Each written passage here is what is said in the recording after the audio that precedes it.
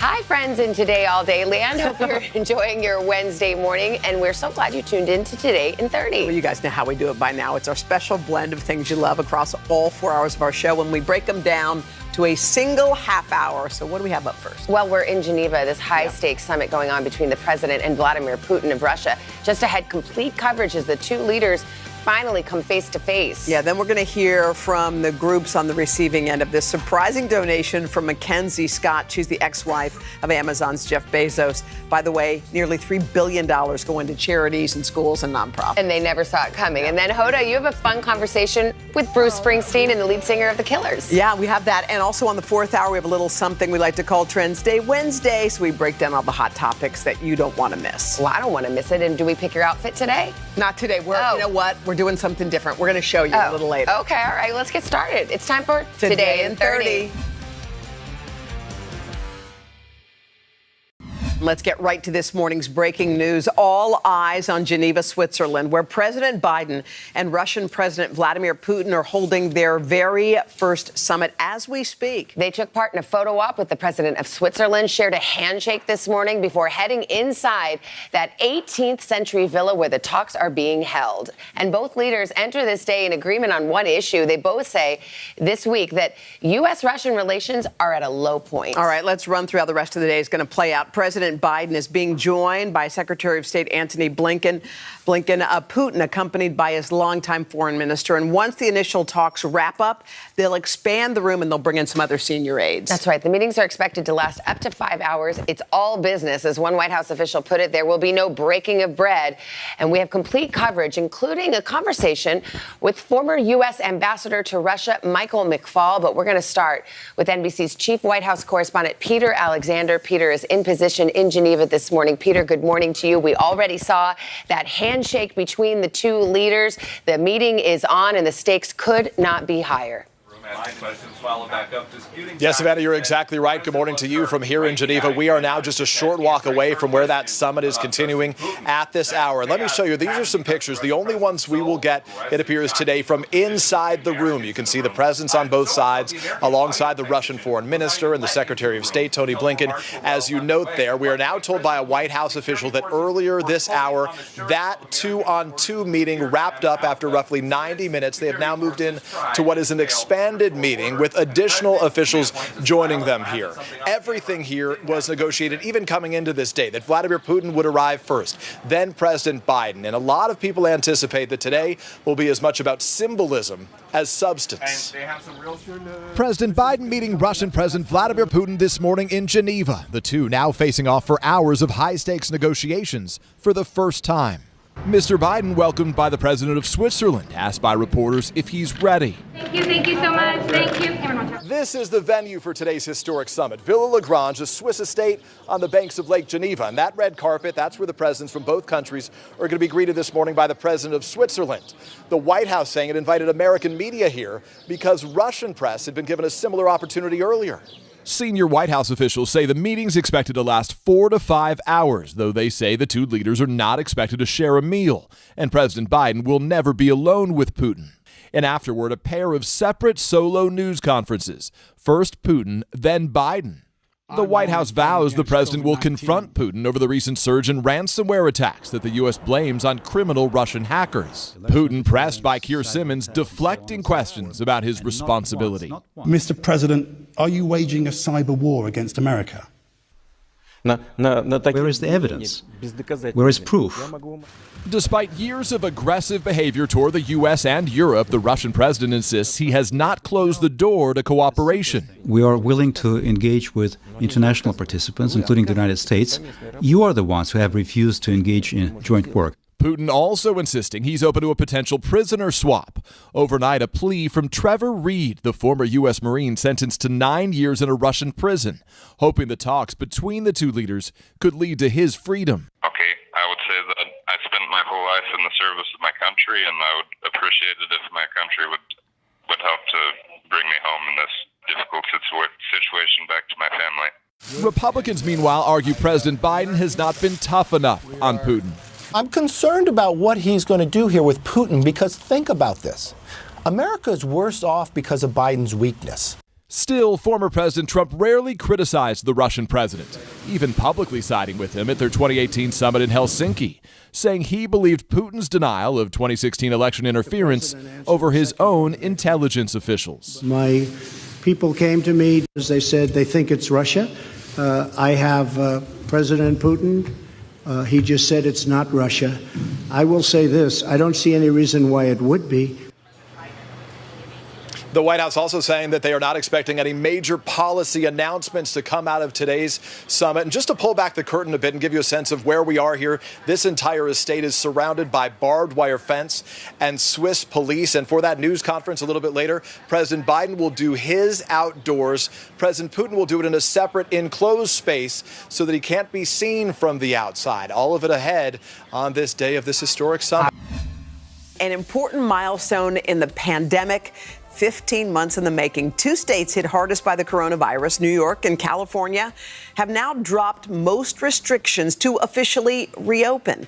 NBC News correspondent Miguel Almaguer is in L.A. for us. Hey, Miguel, good morning. Hoda, good morning. In California alone, an estimated 15,000 businesses were forced to close during the pandemic. Now, with a mass reopening underway, those that survived are hoping for a rebound. But health experts are warning the Delta variant will likely become the dominant strain in the U.S. and could lead to a rise in cases in the coming months. This morning, the Delta variant is causing higher levels of infection, more than tripling in just 2 weeks, and now making up nearly 10% of new COVID cases, with health experts cautioning the fall may bring a new wave of infections. The CDC has labeled the Delta strain a variant of concern, amid mounting evidence it's more infectious and severe. If you're not vaccinated, the Delta variant will spread in your community more quickly. It will take less exposure to get COVID-19. While top doctors say being fully vaccinated will likely protect you from severe outcomes caused by the variant, only 44% of Americans are. The South, home to some of the lowest vaccination rates in the country. Mississippi, last, fully vaccinating just over 33% of its eligible population. In all, 25 states have completely inoculated less than 50% of people 12 and older. New York lit up as the governor drops nearly all COVID restrictions statewide, allowing businesses to open without capacity limits or social distancing requirements. This is a momentous day, and we deserve it. California's roaring return punctuated at Dodger Stadium. Turner yanks it over. With over 52,000 fans in the stand, making it the largest crowd at a professional sports league game in the U.S. since the start of the pandemic. 3, 2, 1. The state's reopening day comes after a devastating 15 months. The governor, one of the last to lift restrictions. The delay, how come? We don't want to dream of regretting. And we're mindful that you can pull the plug a little bit early. This morning, the stage is set for a COVID comeback, but it could be derailed by one of the most dangerous variants of the virus yet. Yeah, we are glad to hear some of that good news, Miguel. But there's also a study that's out, and a lot of people have been concerned about this, the long-term issues that follow COVID that a lot of patients are facing. So what do we know about that? Well, the analysis of nearly 2 million people who contracted the virus found that almost a quarter sought medical treatment for new conditions 1 month or more after being infected. Problems range from nerve pain and fatigue to high blood pressure. They're adding worry since less than half of the public is fully vaccinated. Wow. Hoda? All right, Miguel Almaguer for us. Miguel, thank you. The Meet the Press Chuck Toddcast, free wherever you get your podcasts. What's about to happen on our plaza is you're all going to get your very first COVID vaccine. I'm excited. She's excited. 3, 2, 1, get it! So grateful. That close to prom. Here we go.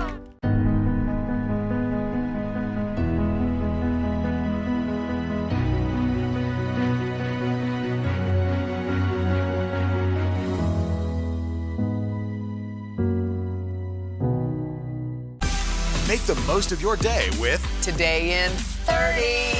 We give you a mix of everything you love about our show in a mere 30 minutes. Watch Today in 30 on your schedule, streaming every day on Today All Day.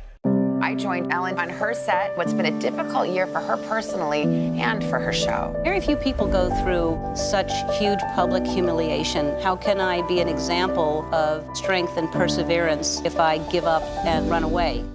Good morning, everybody. Welcome to Today. Future's looking bright. We're going to do our part and get vaccinated live. A very special naturalization ceremony. This is a really inspiring group. Celebrating Earth Day. Let's change the world. Love it!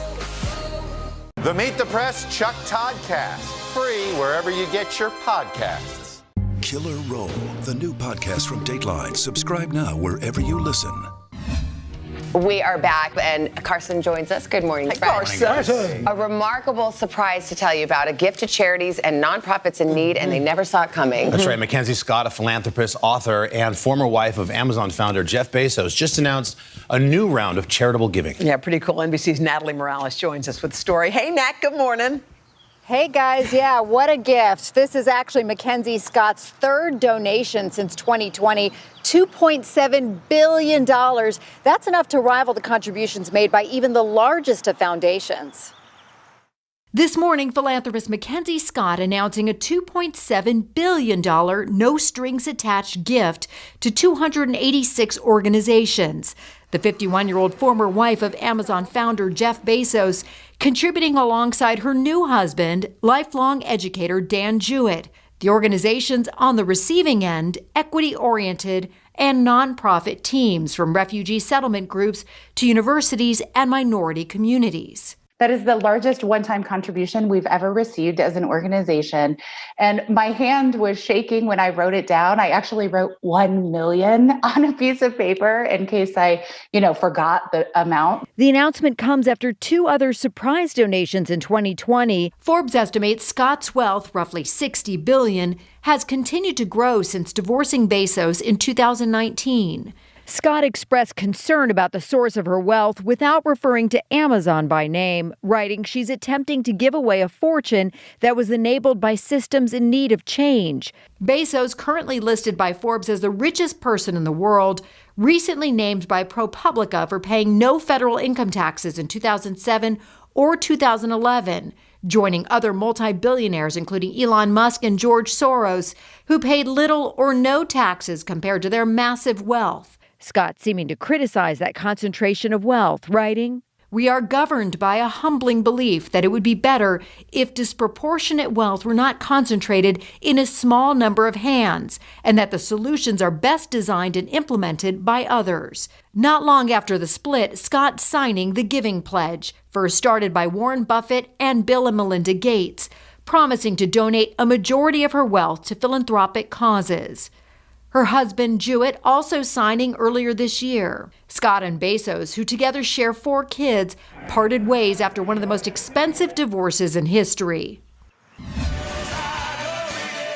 During the pandemic, Americans, all of us had to get pretty creative with how we work and play. Well, that could not be more true for the boss himself, Bruce Springsteen. Hoda got a chance to talk exclusively to him, and you were joined by Brandon Flowers, his lead singer of The Killers. When the boss sends you a text that he wants to join forces, there's only one answer. Yes, definitely yes. So wait, Brandon, when you found out the boss was a fan, did you freak out?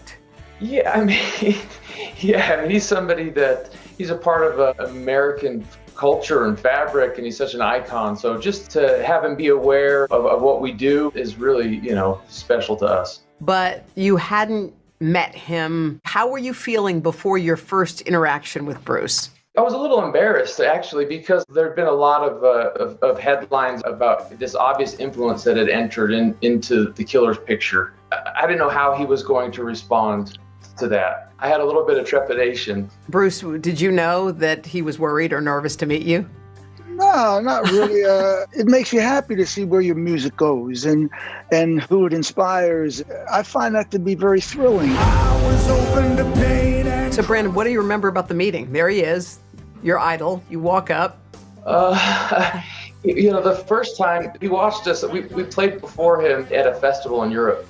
I look over and I see these aviators on the side of the stage, and behind the aviators is the boss. It makes you up your game a little bit. when he's watching, and he's just gracious and lived up to all his rumors about him. He said, "I want to do a little Thunder Road," and it's arguably the greatest rock song of all time. I said, "Hell yes." Nearly a decade after their first meeting, Bruce figured it was time to return the favor. And I just got a text about how, when we cross paths, let's do Dustland. We got to do Dustland one of these days. Right. I wasn't sure if somebody was pulling my chain, and I didn't know for sure that it was him. Bruce, I love that's how you do it. You send a text. That's how you do? That's how you operate? I am a texter, and I am a texter because my children insisted that I text. They said, "Dad, if you want to get in touch with us, you got to text us." So now I text everybody, and I wanted to stay in touch with Brandon just because he's a great guy. He sang with me on my band. So let me come up and sing a song with you on your band. Dustland fairy tale beginning, or just another white trash county kiss. The song was written by the Killer's frontman in 2008 as his mother battled terminal brain cancer. Brandon wrote of his parents' enduring love story, inspired, he says, by Springsteen. I didn't think that things that were happening in my life would be that interesting, and he's sort of opening that door for me to write about those things. Change came in disguise of revelation. This song isn't the only collaboration for Bruce. I was trying to remember the first time we actually met. In February, he launched a podcast with another icon. Now, I was listening to your podcast, Bruce, with President Obama. Did you text him too and say, "Hey, buddy, why don't we get together and collaborate on something"? It didn't quite happen like that, but I have texted the president. But that was actually his idea. Oh, was it? Yeah, it was his idea. Of course, I'm going, okay, he's the president. And I have a high school diploma, and I'm a guitar player from New Jersey. There's something wrong with this picture. I grew up thinking, my father was like ashamed of his family. It was as if there was like a real brotherhood. Yeah, I love the president very much. I was very happy with it. Bruce, the other thing I'm pumped about, your daughter may be going to the Olympics as an equestrian. Is that a possibility? She's very close. How do you feel about it? Very proud. Oh. Close to home for Jessica Springsteen. She has worked since she was 4 years old. Oh. She's just worked as hard as I've ever seen anybody work at something. So if she happens to get the chance, we're going to be very, very excited, and we've got our fingers crossed. I stood stone like at midnight. And Bruce may be a Jersey boy, but he's turning the lights back on Broadway. His Tony-winning show reopens for a run later this month. I know it's your life, but there's a lot of ground to cover there. Do you have to kind of remember and relearn the rhythm of that show? The rhythm is in me, so I did it 236 times, so it's like riding a bike. It's not going to go away. Well, you guys, congrats on this, y'all. This is super cool. See you. Thanks. Good morning, everybody. Welcome to Today. Future's looking bright. We're going to do our part and get vaccinated live. A very special naturalization ceremony. This is a really inspiring group. Celebrating Earth Day. Let's change the world. Love it!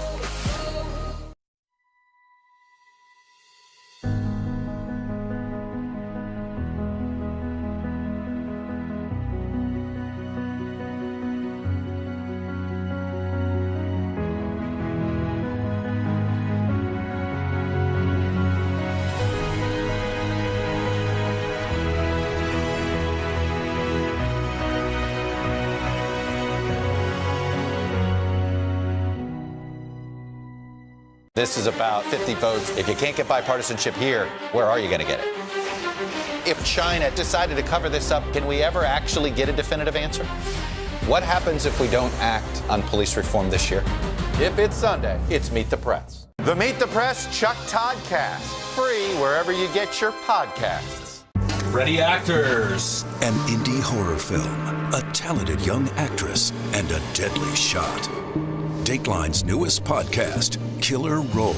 Action! Subscribe for free wherever you get your podcasts. What's about to happen on our plaza is you're all going to get your very first COVID vaccine. I'm excited. She's excited. 3, 2, 1, champions! So grateful. That close to crying. Here we go. For breaking news in our changing world, download the NBC News app. Right now on NBC News Now. Here in Chicago, about 20,000 middle schoolers returning to school today. They also took advantage of existing vaccine distribution networks throughout Alaska. Killer Roll, the new podcast from Dateline. Subscribe now wherever you listen. This morning in our series, the upside of father and son who share a truly unique bond. Together, they are making history in the medical field on a mission that truly comes from the heart. We go sailing together, just the two of us. We ski together. We do triathlons together. Meet Konstantin Mavroudis and Konstantin Mavroudis, a father and son who share much more than a name. We have actually been doing triathlons together for about 20 years. Yeah, that's right. Wow. Is the dynamic competitive, or do you? No. I can't compete with. No, I can't compete with him. He's too fast. Come on, Konstantin, you got this, buddy. Come on. You're looking good, buddy. Come on. The younger Konstantin, who goes by Konst, might best his dad in a race, but he's following his father's footsteps in a big way as a pediatric congenital heart surgeon. In many ways, it's kind of like being a mechanic. I mean, you're taking apart an engine, you're putting it back together. You're hoping that it works well in the end. With a 40-year career, the elder Konstantin is one of the field's most prominent doctors, now saving lives at Peyton Manning Children's Hospital at Ascension St. Vincent in Indianapolis. Sometimes these hearts can be no bigger than a large chestnut. It's up to people like Konst and I to fix them. Konst started picking his dad's brain about hearts at an early age. There were times that I remember you go to restaurants that have the paper instead of the cloth on the tables, and I would ask him questions about heart disease, and he would draw little diagrams. But the boy, curious about hearts, almost became an orthopedic surgeon instead. I really didn't want to do what my father does. Tell me about some of the reasons why you didn't think you wanted to do what your dad did. It's tough. When your father literally wrote a textbook. So when people can say he wrote the book on it, he kind of did. That can be difficult. But in the end, it became something that I couldn't resist. He's now finishing his residency at the Children's Hospital of Philadelphia, and together they're only the 5th father and son ever in this profession. It's a pretty rare connection that we have, and the fact that we have the exact same name means that I get his emails, sometimes he gets mine. He and I talk a lot about what went wrong in an operation or what could have been better. It gives me a great opportunity to have this wonderful connection with my father. But when it comes to the heart, there are bigger lessons a son learns from his dad. There were two major maxims growing up. One was remember your last name, and the other was be aware of others. My wife and I are pregnant, and these are kind of the major things that I'm going to try to, thank you. Yay, congratulations. These are the things that she and I value very highly and are going to do our best to impart to our children. What sort of values did you want to instill, and what do you see in him? Well, he would be the first to say, you lead from the front, you lead by example. I have pride, but I didn't take his exams. I didn't do his residency for him. He did that himself. If there was anything that I did, I maybe held up an example. And what do you want to see for his career going forward? Oh, he's already doing it. God bless him. I just hope that I live to 120 to see it all. Make the most of your day with Today in 30. We give you a mix of everything you love about our show in a mere 30 minutes. Savannah and Hoda bring you what you must know. The biggest moments of the morning. One Republic! Exclusive interviews. Why did it work for you? You're right. I am more talented than the rest. And important headlines. Major medical news this morning. Watch Today in 30 on your schedule. Streaming every day on Today All Day. Right now on NBC News Now. They've done things like installing cameras to help alert Border Patrol to people crossing. they are escaping a number of conditions there, violence and persecution in their home countries. Hi, everybody. Good morning. Welcome to Today. Future's looking bright. Are you ready? Half of all U.S. adults now fully vaccinated. A huge lift is underway for one of the most celebrated cities in this country, Cleveland, Ohio. Yes. This is the greatest location in the nation. We're having a baby. Wow. The big reveal is under the lid. Hey now. Things are looking brighter, so we want to help you find the fun in 21. Music is back. Y'all were exactly what we needed.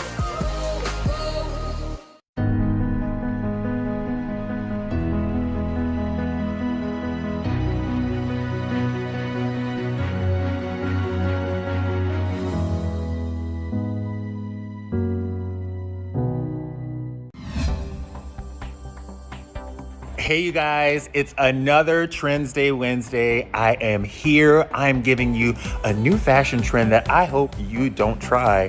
We're talking about Kanye's new relationship. You won't believe with who, and you won't believe what J-Lo's mom and Ben Affleck are up to. You want to check this out. It's going to be amazing. Oh, it's Trends Day Wednesday, which means it's time for our weekly dose. And we wish we had more than a weekly dose. Justin, Sylvester, you're part of the fam, babe. Yes, we had so much fun last week. By the way, hats off, man. I said, Thank Jen and I you. both know that when you interviewed us on your podcast thing, we fell madly in love. And you did it here too. And you keep doing it. Every time. Well, you guys, I just, Hoda, I know you weren't there, but I brought a tape measure with me to New York. And if my measurements are right, they can fit 3 at that table. So just know, I'm here with you, okay? I'm not handy, but I can measure. We love you. You're so cute. Okay, so coming up, the newest couple Yes. that everybody is talking about. Kanye's Does Kanye have a new girl? A new girl. Kanye West is reportedly dating the one and only Irina Shayk. Now, the two have been seeing each other for several weeks, and they were spotted strolling in France for Kanye's 44th birthday. Just a normal, low-key, casual date outside of a villa in Provence. Now, our sources say the two will continue to see each other, but long distance because Kanye has no plans on leaving LA because his kids are in Calabasas. Now, as a gay man here, I feel like it's my obligation to point out 2 things. The first is, we will probably see more photos of Kanye West finally smiling. And if that happens, you guys should buy lottery tickets because it never happens, okay? And the second thing is, this man right here, he is alone. He is single and he is 6'1" somewhere in New York City. Oh. Ladies, you need to find this man like he is a face on a milk carton. It is Bradley Cooper, okay? A face on a milk carton. All right, talk to us about this. Oh, you got something else? What else? What do you got? I'm just pointing out that he's rich and ready. So this could be your life, ladies. Find Bradley Cooper. Who are you, Seriously. Justin? Justin, you got your props, man. You brought your A+ game. All right, so there's a fashion pairing that is surprising a lot of people. Okay, yes. There are a few pairings in nature that I just don't understand. Pickles and ice cream, socks and sandals, Kenny Chesney and Renee Zellweger. I'll never figure that one out. And now this, bikinis and cowboy boots. Lots of celebrities. I get it. I get it. I get That's it. very southern. They look hot. That is a hot trend, babe. Yeah, jeans, I shorts, bet you jorts, would and cowboy never be boots. caught in that. Whoa, I wouldn't What's be caught that? in the bikini, but Well, the cowboy yeah, the boots and the jean shorts we could handle. Yes. But by the way, that's a real cool. Who's doing it? Who's doing it? You have Kourtney Kardashian, you have Kendall Jenner, you have Dua Lipa. Now, I don't know about you guys, but the only thing I'm wearing with my bikini this summer is a full cover-up, okay? Exactly. Okay, I'm going to first wear of all, muumuu. Real quick, J-Lo and Ben. Yes. We hear Lupe likey. Into him. I told you guys here a few weeks ago that the one person who was super hyped about this whole pairing was Lupe. Well, they Jennifer were Lopez's spotted mom. Yeah. Yes. They were seen together in Las Vegas, and I did some investigating. I digged up some information, and Lupe is reportedly making a cameo in Ben's new movie that is filming in Vegas. Wait, Wow, so Jennifer come on. Lopez's mother is going to be in Ben Affleck's movie. That All right. seems like it's serious. You know what? You're on it. You keep digging, babe. Yes. Here's the thing, if you liked Wednesday, you're gonna love Thursday. Tomorrow on Today, live music back on our plaza, a special concert from Coldplay. And then Jenna, she's jumping out of a plane live. You know, just another day on Today. What I was going to say, live concert and jumping out of a plane. I told you it's going to be a good one. Thursday morning, we'll see you on Today.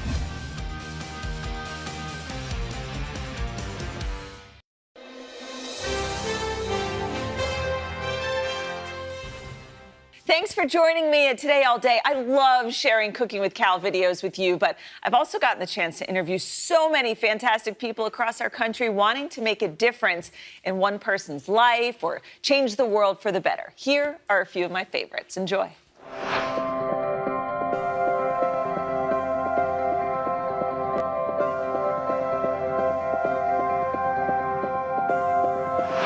Growing up, this recipe reminded me of going to my grandmother's for dinner. This was actually my grandmother's recipe, and when we go over her house, it was always something hearty. We always loved going to her house for dinner. Say hi, Mammy. Hi, Mammy. Hi, Cal. How are you today? I asked you for the recipe, and you said, you know, you just throw the meat in a dish, you throw this together, you put it on top, you cover it for a little, you cook it for a little. There was no written instructions with the recipe, so a lot depended on looking at it, seeing what it's doing, throw it in the oven a little bit longer, that kind of thing. Well, I wish you could be here with me to help make this and especially eat it with us. Can you say Happy Mother's Day? Happy Mother's Day. Happy Mother's Day, Mom. I miss you. Okay, Happy Mother's Day, Dill. Love you, boys. Mwah. All right, are you ready to cook Mammy's recipe? Yeah. Okay, let's see if these all fit. You have 9 of them? I have 9 of them, you're right. Let's see, this will be a tight squeeze, but we'll see if we can get them all here. Okay. There we go. They're all squeezed in there, right? Yeah. Okay. A little salt, pepper. Now we have to slice up an onion. Well, what if I close my eyes? I know. Can I close my eyes? Well, then it's hard to cut and close your eyes at the same time. Okay. I'm gonna make some slices here. Good job. You okay? We've got all kinds of spices here, okay? Are we gonna mix them up? Yeah, but first, I want you to scoop all of this tomato paste into here as well, okay? You pour this water in there. I cannot still do it. Because you're here to help me.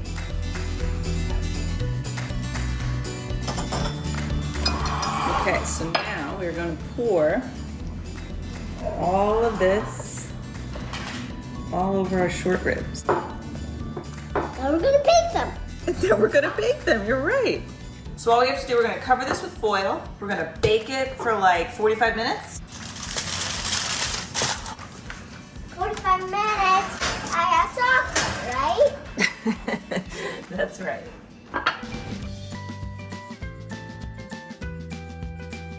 This looks yummy.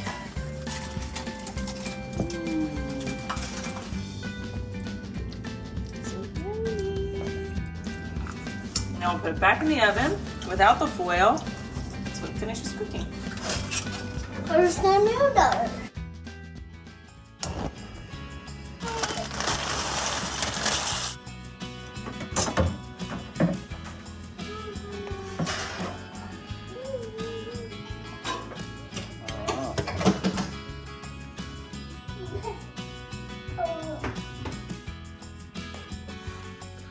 This tastes exactly like my grandma's.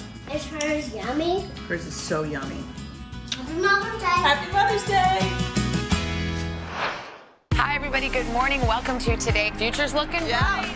Are you ready? Half of all U.S. adults now fully vaccinated. A huge lift is underway for one of the most celebrated cities in this country, Cleveland, Ohio. Yeah. This is the greatest location in the nation. We're having a baby. Wow. The big reveal is under the lid. Hey now. Things are looking brighter, so we want to help you find the fun in 21. Music is back. Y'all were exactly what we needed.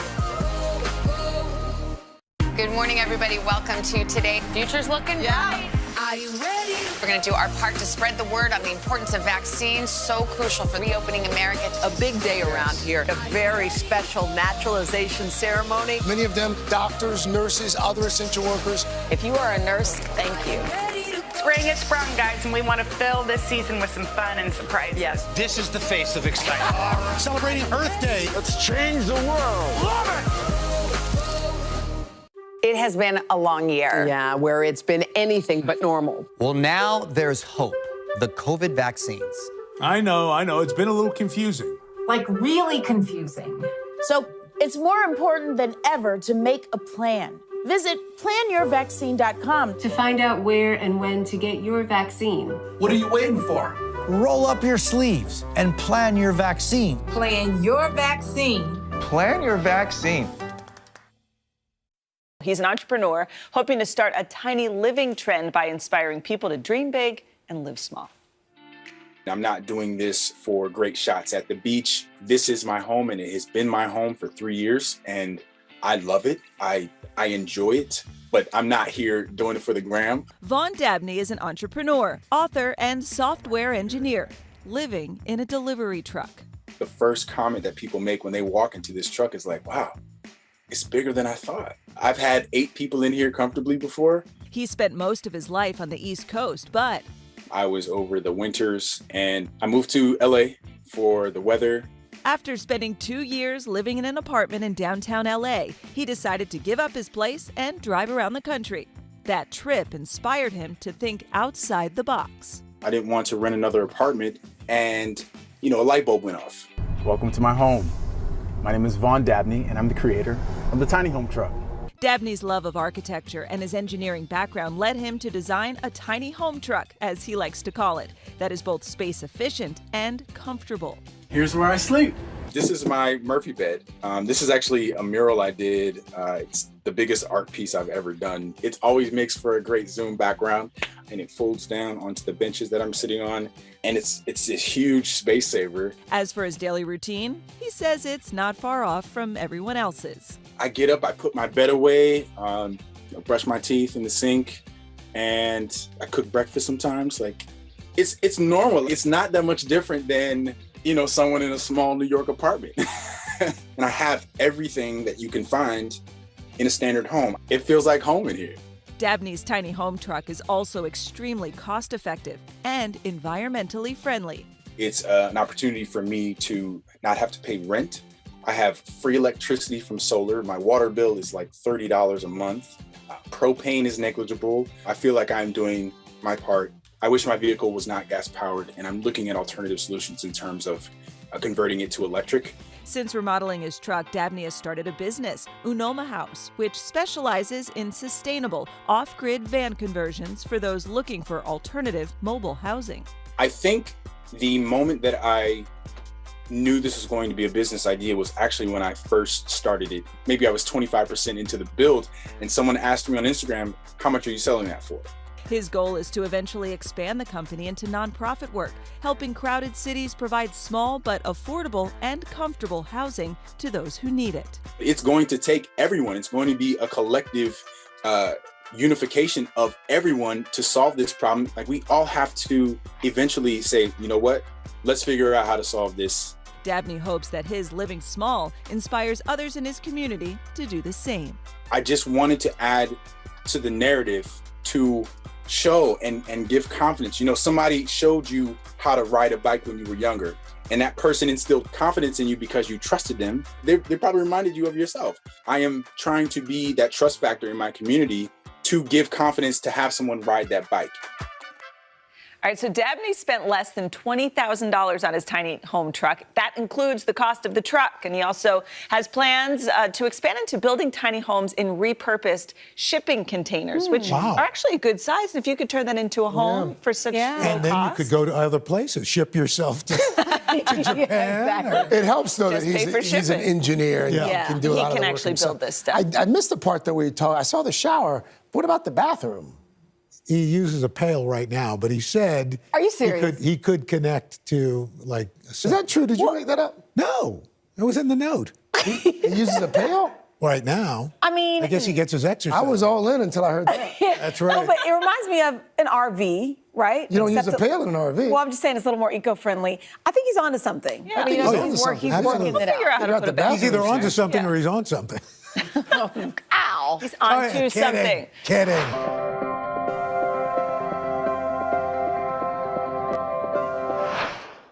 It has been a long year. Yeah, where it's been anything but normal. Well, now there's hope. The COVID vaccines. I know. It's been a little confusing. Like really confusing. So it's more important than ever to make a plan. Visit planyourvaccine.com to find out where and when to get your vaccine. What are you waiting for? Roll up your sleeves and plan your vaccine. Plan your vaccine. Plan your vaccine. Our week-long journey begins here in Orlando, Louisville, Kentucky, Cleveland. Our Across America journey reporting on an America rebuilding and reimagining a future after the pandemic. Breaking news tonight, the ceasefire in the Middle East after 11 days of deadly violence. Richard Engel is on the ground. Do you think there's a connection between policing and racism? How narrow a window do you have to really get kids back where we would want them to be? NBC Nightly News with Lester Holt. Good morning, everybody. Welcome to Today. Future's looking bright. Are you ready? We're going to do our part to spread the word on the importance of vaccines, so crucial for reopening America. A big day around here. A very special naturalization ceremony. Many of them doctors, nurses, other essential workers. If you are a nurse, thank you. Spring has sprung, guys, and we want to fill this season with some fun and surprises. Yes, this is the face of excitement. Celebrating Earth Day. Let's change the world. Love it!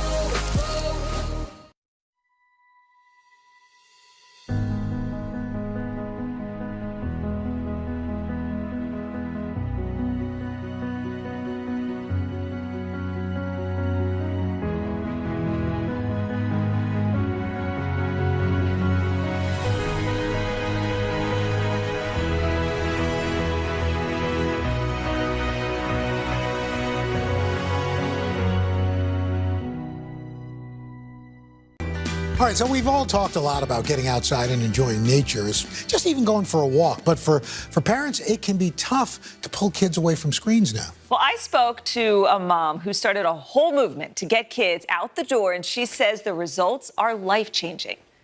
I would have never thought that something as simple as outdoor play could be so beneficial emotionally and socially. It helps the child, but it also helps the parent. 10 years ago, Ginny Urich was a mother of 3 young kids, struggling to find ways to fill the day. What was daily life like for you? I was drowning. I was really drowning, very discouraged, and just having a hard time making it through the day-to-day. What were some of the activities you would do at the time to keep them occupied? So we scheduled a lot of things, like library programs and the music class and swim, and those things were very hard to juggle. It was a lot of effort for maybe not so much output. That was until one day a mom friend of Ginny's invited her to the park for a play date. She had read from this educator from the 1800s who actually said kids should be outside for 4 to 6 hours whenever the weather's tolerable. And I thought, well, that's absurd. But I went along with my friend, and it was sort of the first day that I had a good day as a mom. And it's like Mother Nature sort of stepped in to occupy the kids. I left feeling refreshed and rejuvenated, and that one day changed the whole course of our life. As her kids spent more time outside each day, the Michigan mom started noticing how outdoor play was positively impacting their lives. They're more coordinated all of a sudden, and they're happier, and they're thriving. They're jumping off of stumps. They're chasing squirrels. They're doing all these things that seem frivolous, but really have so much value for their whole child development. I don't know why I'm getting emotional hearing you talking about this, but there's something to be said about allowing kids to just find pure joy, doing what their brain wants to do. And I know for a fact my son Calvin loves to jump off of stumps. And it's a gift, I think, to know that those things are worthy. In 2013, she started writing about her family's outdoor experiences and set a challenge for themselves for 1 year, calling it 1,000 Hours Outside. That sounds like a lot of time. How did you come up with that? Why didn't we start with 100 or 200? The prevailing research is hitting around 3 hours of outdoor play is sort of a really beneficial number to shoot for. And I started the website when I realized that average screen time is about 1,200 hours a year. But kids are only outside for 4 to 7 minutes a day. And so over the course of a year, I am aiming to fill our life, with these 1,000 hours of nature time. And some families do more and some families shoot for less, but the point is being intentional about it. Today, Ginny now has 5 kids in tow, and her 1,000 Hours Outside community has grown into a worldwide movement with more than 250,000 posts from families sharing their outdoor adventures on social media. Have you noticed your community growing because of the pandemic? People are sick of being inside? I think so, and I also think that there's not much else to do. All of a sudden, everything got canceled. Then we realized that nature offers so much for us. I think that has changed a lot of people's lives. I'm looking at your background, and this is my background. Yeah, love it. So how do I do this in New York City? This is actually the special part of it. It looks different for every family. No matter how simple it seems, kids are really engaged with sidewalk chalk and a jump rope. I can't wait till Calvin gets home from school today because it's a beautiful day here. Go outside! Yeah, let's go outside! Woohoo! Yay!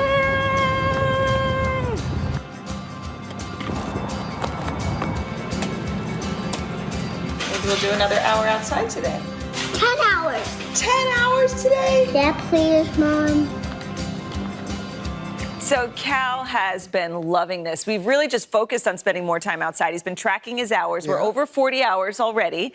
For more information, you can print out these papers. We're starting with the first 100 hours, and you kind of he looks forward to filling it in. He's like, did I do 3 or 4 hours today? That's a great idea. So to find out more about the challenge, you can head to today.com. And if you need help getting started, Ginny's 1,000 Hours Outside activity book is available now. But I promise you, just take your kid outside, and their mind just explodes with wonder. You don't even have to do anything.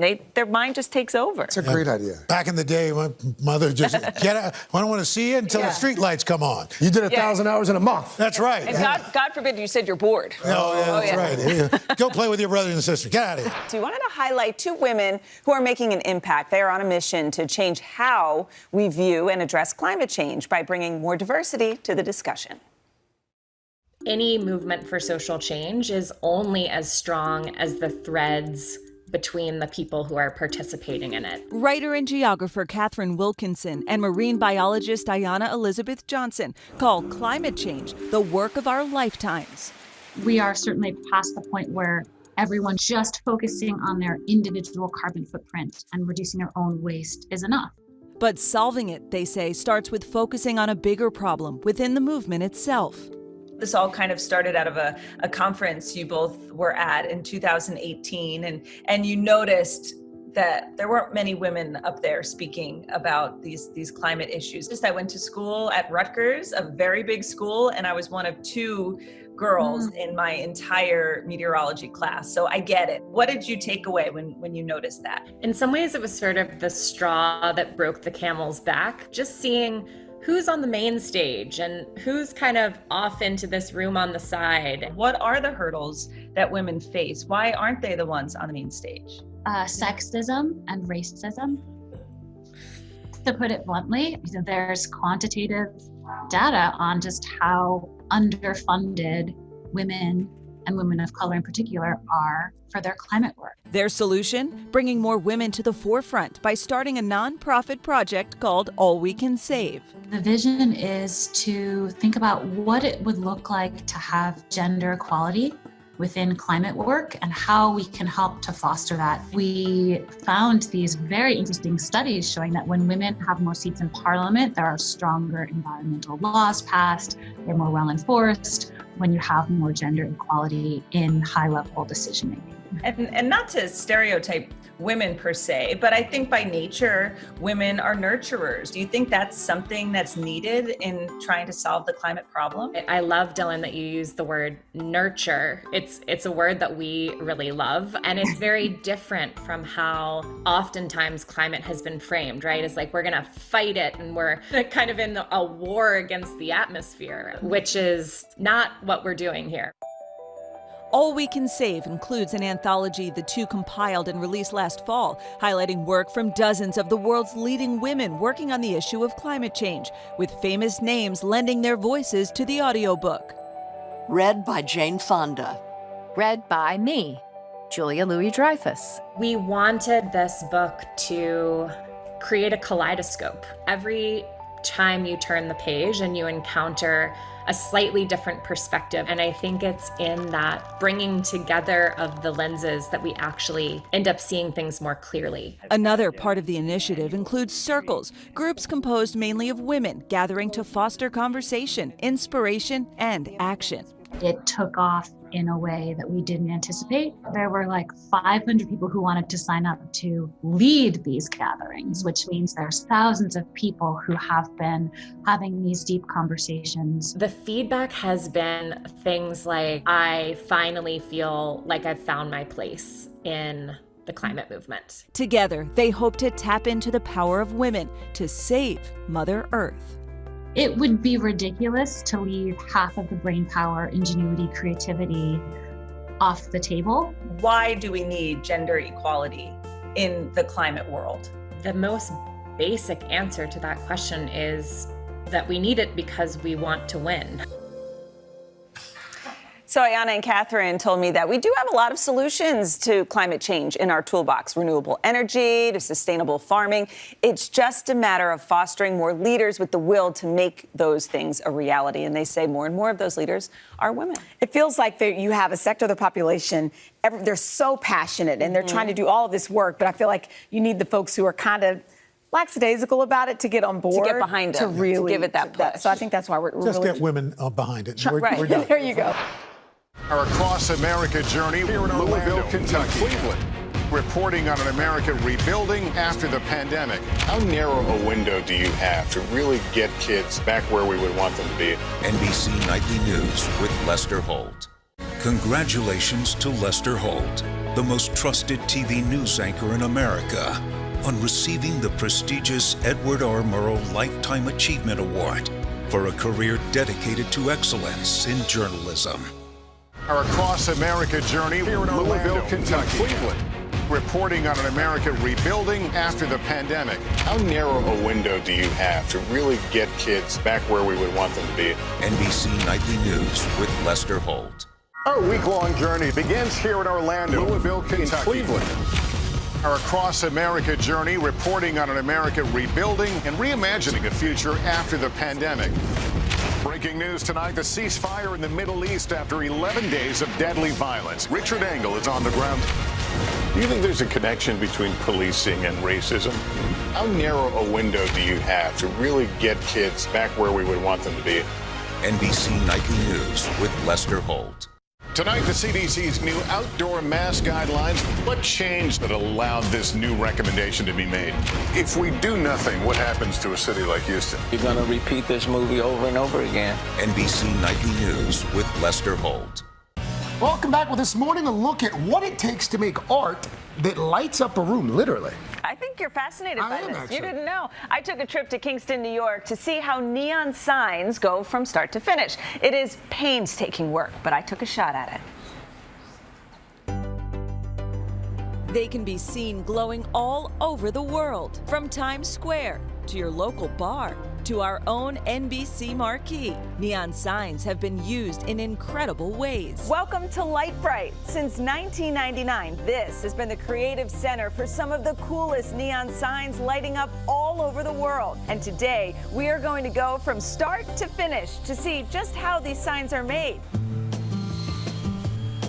Matt Dilling is the founder and creative force behind Lightbright. What you do is really special. I'm just looking at this, and you get feelings when you look at your work. Yeah, neon has this really wonderful way of working with what an artist might hand draw, write out, and literally taking it and turning it into lights. One of the most recent installations we just did was for an artist named Glenn Ligon at the Muséum d'Orsay in Paris. Couldn't help but notice some of the commercial items too, like the Chanel sign. Things like commonplace Coco Chanel logo here, NBC's logo. Things can really pop when they're made into neon. So obviously making a sign is a skill that takes years to master, but do you think I could learn a few things to I do think we go can. home with something today? Absolutely. Matt set me up with one of his top designers, Frank Kimmick, who's been manipulating neon glass for more than 40 years. Because your name is Dylan, we're going to make a D. That seems easy enough, right? Right. What I'm going to do is get familiar with the fire. I don't know, fire and gas and glass, it all just seems a little dangerous. So the object is to get this pliable, sort of like a rubber hose. And let's switch places here. That's it? I'm already going to jump in and do this? Right into the deep end of the pool. It's going to be easy. Oh, there it goes. Yeah. Go ahead, Sorry. lift it up and bend it. Lift it up and bend it. Bend it, okay. bend it, Bending, bending, bending. And set it we down. go. And look at that. First go. Yay! I did it! I made a bend. For my next lesson, Frank incorporated the blow hose, used to keep the empty space inside the glass from closing off. Blow, blow, blow, quick. Stop. There you go. Is that it? Wow. I did it again! But I learned quickly, one small mistake can ruin your piece. Again. All right. Oh, you blew at the wrong time. That was bad. No problem. We got another one. Okay. And again. Shoot, this is hard. Blow. It's good. That's okay, right? Yep, we can use it. I don't know what to do now. You can set it down. Okay. Next, I spliced in the electrodes that will power the light using a hand torch. Touch them together. Okay, keep heating, and well done. One last bend, and the D was complete. Yay, a D! Then it was time to light up my creation. So we have clear glass, but say I want to make this D red. How would we do that? Okay, we're going to put neon gas in there, and neon glows red in an electric discharge. So if we wanted different colors, We could use argon, and argon glows with a soft violet light. And if we put a small amount of mercury, it will glow blue.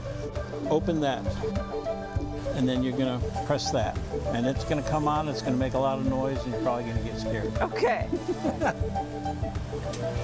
Oh, I had no idea all this went into making a sign.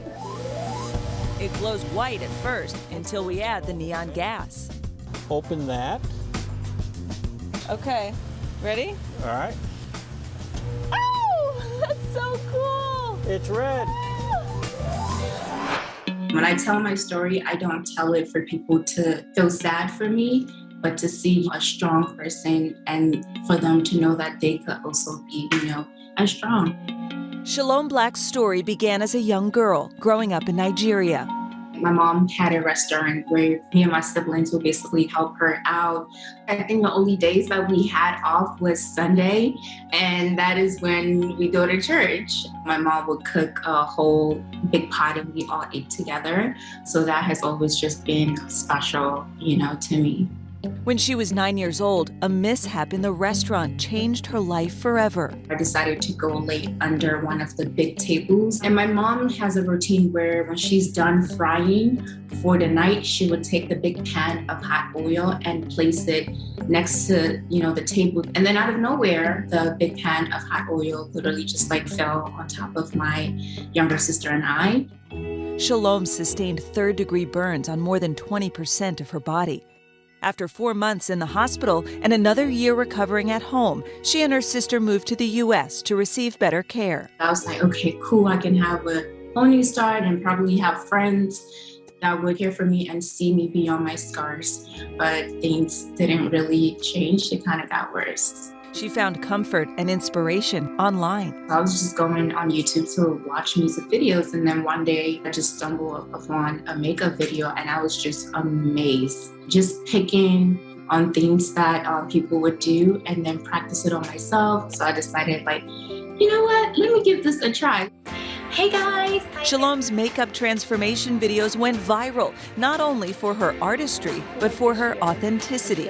In one 2018 post, Shalom recorded her crush taking off her makeup and wig, layer by layer. Oh, that's dope.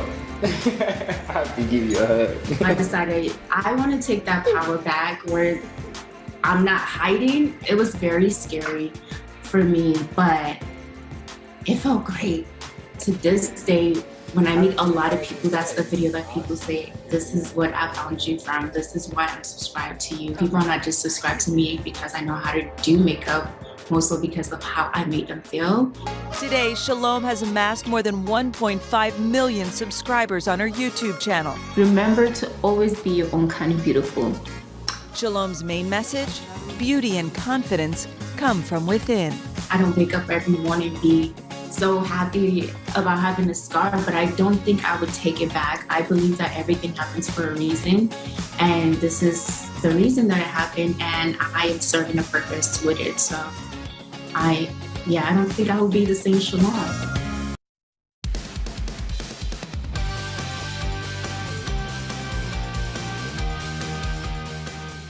Hi, Today All Day. We've got a great show for you on this Wednesday morning, including an all-day exclusive chat with Hoda and me you can only see here. But let's kick it off with Pop Start. Father's Day is this Sunday, and country singer Thomas Rhett released a new song with his dad called Things Dads Do. Take a look. Ooh, what time is it? Watch. Pop Star o'clock. Wow, thank you, Sherlock Start Holmes. Very nice. Impressive that actually works. Thank you. Usually those are just there for No, looks. this is the real deal, baby. I love it. What kind of battery does that take? It's a wind-up. Wow. I don't know what that means. It's so old. Analog. First up, The Tonight Show. Last night, Jimmy Fallon kicked off the Father's Day celebrations by asking fans to tweet in the best advice they've ever heard from their dads. And of course, the dads, as they always do, delivered. Here are some of the top #dadvice tweets. He said, don't think of it as the heat isn't working. Think of it as it's an opportunity to wear all your clothes at the same time. When my car is making a strange sound, my dad tells me to turn the radio up louder. My dad once told me, if you're a good enough driver, you'll never have to use your brakes. Any dad advice? Anybody? Dad wisdom. Dad wisdom? I don't know. Always be a good guy. I mean, I mean that's. Don't stand with the refrigerator open. Think about what you want. And then open the refrigerator. That's good. Also, drink. I have like 10 of them. Don't drink milk. Like, if you want to drink milk, drink water first if you're thirsty, and then have milk. Then have milk. Because of wasted money. They'll guzzle down. What do you got, stock in Con Ed? No, yeah, What are you trying to heat the whole house? What, were you born in a barn? Money doesn't grow on trees. That's right. Just cook the chicken a little bit more, Dad. Next up, Thomas Rhett, the country superstar, has also been getting into the Father's Day spirit by teaming up for a new track co-written with his very own dad, singer Rhett Atkins. Released overnight, the song is called Things Dads Do. The father-son duo previewed the new single at the Grand Ole Opry just over the weekend. Thomas calling this one his favorite song that he's ever written with his dad.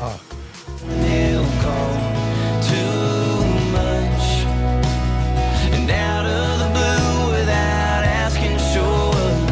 He'll give you advice about your career. Complain and ask why your fridge is full of weird beer. That's just a few things dads do. That'd be a good Sunday morning listen. Wake up Sunday, Dad's Day. Pop that one on. Next up, Beauty and the Beast, hot off the recent success of the live-action 101 Dalmatians prequel, Cruella. Disney now announcing the new series is in the works to explore the backstory of another infamous movie villain, Gaston, based on the 2017 live-action remake of Beauty and the Beast. This new musical series will travel back years before we ever met Belle or the Beast or that house full of singing furniture. Luke Evans and Josh Gad reprised their roles as Gaston and LeFou, and they're going to be joined by actress Brianna Middleton, who's going to be playing an all-new character named Tilly. The show's set to land on Disney+. Production will kick off next spring. And finally, we've been looking forward to this all morning long. Joining us now is two-time Super Bowl champ, one of the greatest quarterbacks of all time, Peyton Manning, who has now a new gig hosting the Capital One College Bowl alongside his older brother, Cooper. It's a reboot of the classic college quiz show, and you can probably expect the Manning brothers make for a perfect team. Take a look. Questions about legendary wordsmith Mark Twain. Coop, you're a wordsmith.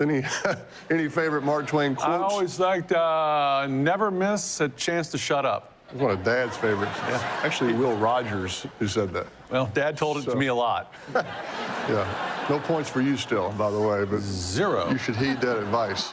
And Peyton joins us. Point. Peyton, good morning to you, buddy. How did you become the quiz master?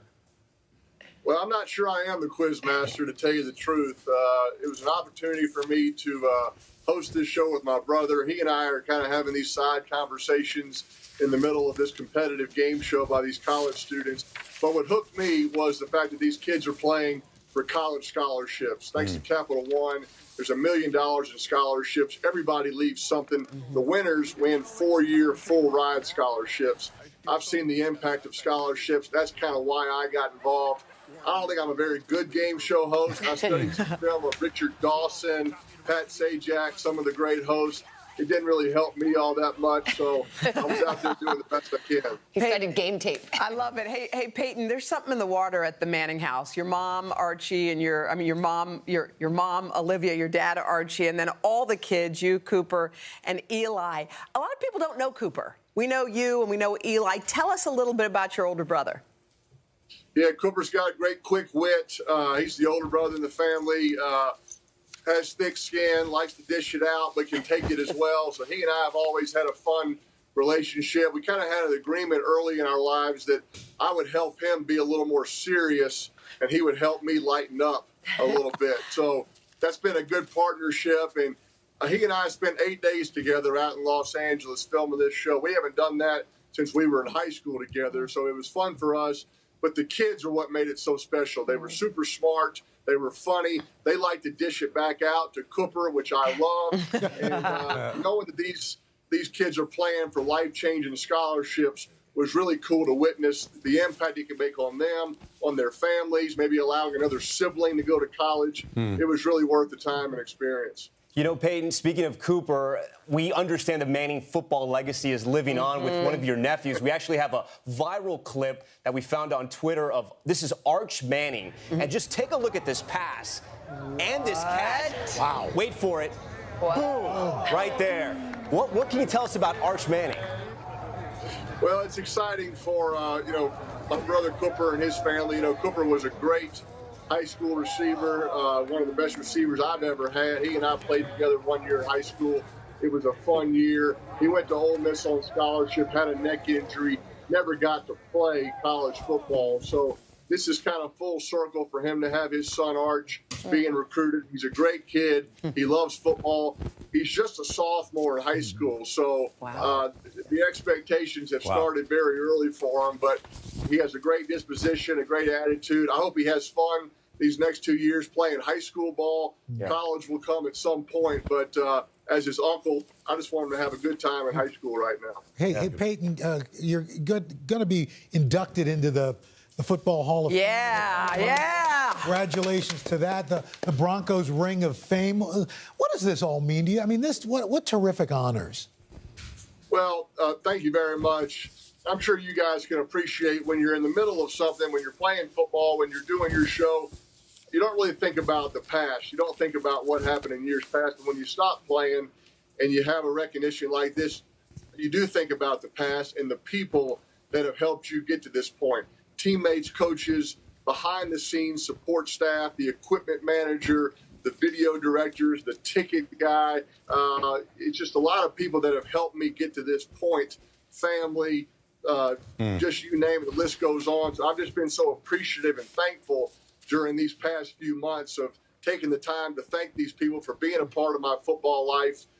It's been a fun journey, and looking forward to celebrating in a normal venue in August with lots of football fans. Well, Peyton, we look forward to watching you and Coop be the quiz master on the show. Appreciate it. Catch the premiere of the new show. Tune in on Tuesday, June 22nd to the Capital One College Bowl right here on NBC. Peyton, thank you. Best of luck to you and the family. Coming up next on Today Talk, something overheard on Third you don't want to miss. Stay with us.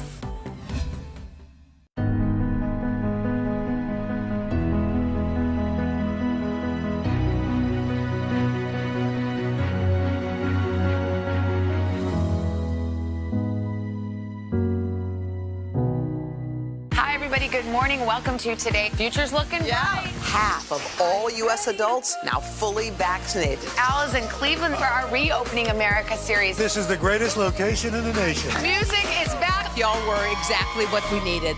The Meet the Press Chuck Todd Cast, free wherever you get your podcasts. This is about 50 votes. If you can't get bipartisanship here, where are you going to get it? If China decided to cover this up, can we ever actually get a definitive answer? What happens if we don't act on police reform this year? If it's Sunday, it's Meet the Press. Good morning, everybody. Welcome to Today. Future's looking bright. Are you ready? We're going to do our part to spread the word on the importance of vaccines, so crucial for reopening America. A big day around here. A very special naturalization ceremony. Many of them doctors, nurses, other essential workers. If you are a nurse, thank you. Spring has sprung, guys, and we want to fill this season with some fun and surprises. Yes. This is the face of excitement. Celebrating Earth Day. Let's change the world. Love it! The Meet the Press Chuck Todd Cast, free wherever you get your podcasts. For breaking news in our changing world, download the NBC News app. Welcome back. Today on the third hour, the gang discusses the new Peanuts commercial featuring the original song, Shake It Like Dad. Take a look. All right, so overheard on third, Father's Day coming up. I just saw this video on my buddy Anthony Anderson's Instagram celebrating the things dads do in a commercial for Planters Peanuts. Check it out. Okay. Shake it like dad, shake it like dad, shake it like dad, shake it like dad. Rattling the slack before throwing it back. Shake it like dad, shake it like dad. Mowing that grass in a crisscross pattern. Drinking out of cups you can see from Saturn. Reading biographies of every single post. Yeah. Like short skirts in the neighborhood. so funny. Yes. Shake it like dad. Shake it like dad. Shake it like dad. Shake it like dad. Doesn't get a haircut, he gets some more cut. Dad's in the other room. Can I get a word? What? Yeah, okay. We want to see some of your best dad gosh, I love dances. it. You got to go got check your it dad out. down. Oh, look at your dad. There's you. So share your dad dances with us. Tag us at third hour today. Right into that commercial. And we may show them on the air. Everything is. That's that move. That's Nice that and close. That's that train. Okay, good. The This train. is shaking the peanuts. That's so true. Why do you shake peanuts before you put them in? What does that do? It just kind of mixes up the spices, the salt, just throw it back. Bam! Bam, baby! All right.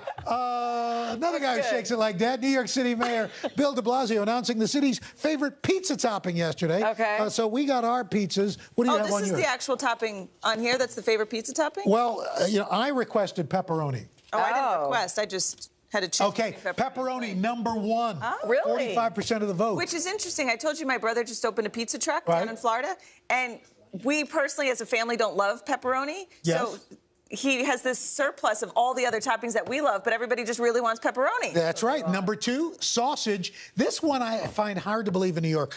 Pineapple. My Number husband three. and my oldest son. Mushrooms number four. I love one that nobody likes. I like anchovies. Oh. You know. Yeah. So You got me liking I anchovies, just saw on that pie graph there, clams. Clams, yeah, that's right. pizza? The mayor asked New Yorkers to pick their favorite toppings so they could practice ranked choice voting, which is ahead of the primary. The mayor finally going without the knife and fork, doing the fold. Thank you, Mr. Mayor. I've done the knife and fork in Italy because they don't slice the pizza there. Oh. I just roll up the whole pie and then eat it. You know, I've never seen that until I moved to the East Coast. All right, so Rolling up from pie. pizza toppings to topping your popcorn, check out this TikTok video going viral. This is the way you make your buttered popcorn even better. All right, let's see. So you get a straw, and then you go and you put it right under the topping machine so that it goes right in the straw. That is so cool. And down through. Because you get to the bottom and there's none of that delicious fake butter. I will tell you, Yes. not to burst your balloon, but it's not butter. Oh, If you notice, it's called buttery topping. Yeah, butter doesn't flow like that. Yeah, it's an oily thing. Oh. Although the Crandall Theater in Chatham, New York, real butter. Really? Real butter. That video has been viewed 5 million times, by That's the way. right. People love their butter. Well, you better believe we'll be right back. Here. Coming up on Hoda and Jenna, Hoda chats with the boss himself, Bruce Springsteen. I joined Ellen on her set. What's been a difficult year for her personally and for her show. Very few people go through such huge public humiliation. How can I be an example of strength and perseverance if I give up and run away? This is about 50 votes. If you can't get bipartisanship here, where are you going to get it? If China decided to cover this up, can we ever actually get a definitive answer? What happens if we don't act on police reform this year? If it's Sunday, it's Meet the Press.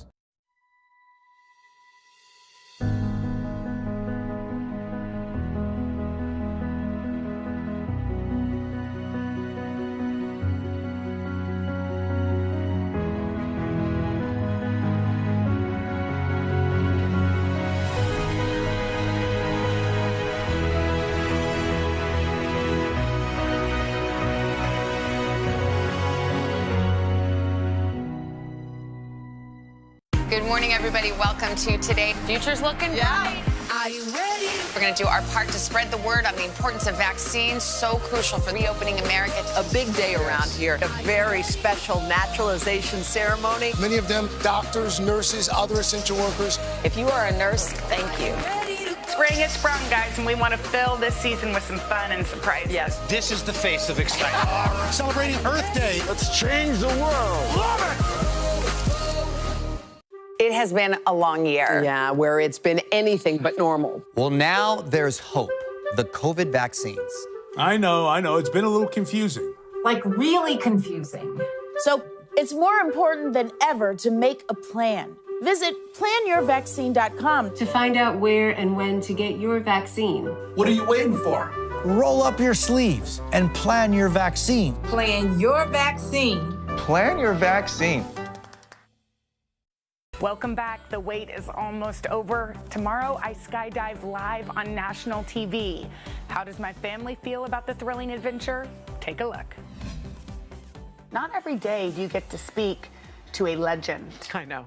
Were you nervous? You got to talk to Bruce Springsteen. Well, I was mainly nervous because my best friend Karen has been in love with him for as long as she can remember. It's like her hall pass. He's always been the one.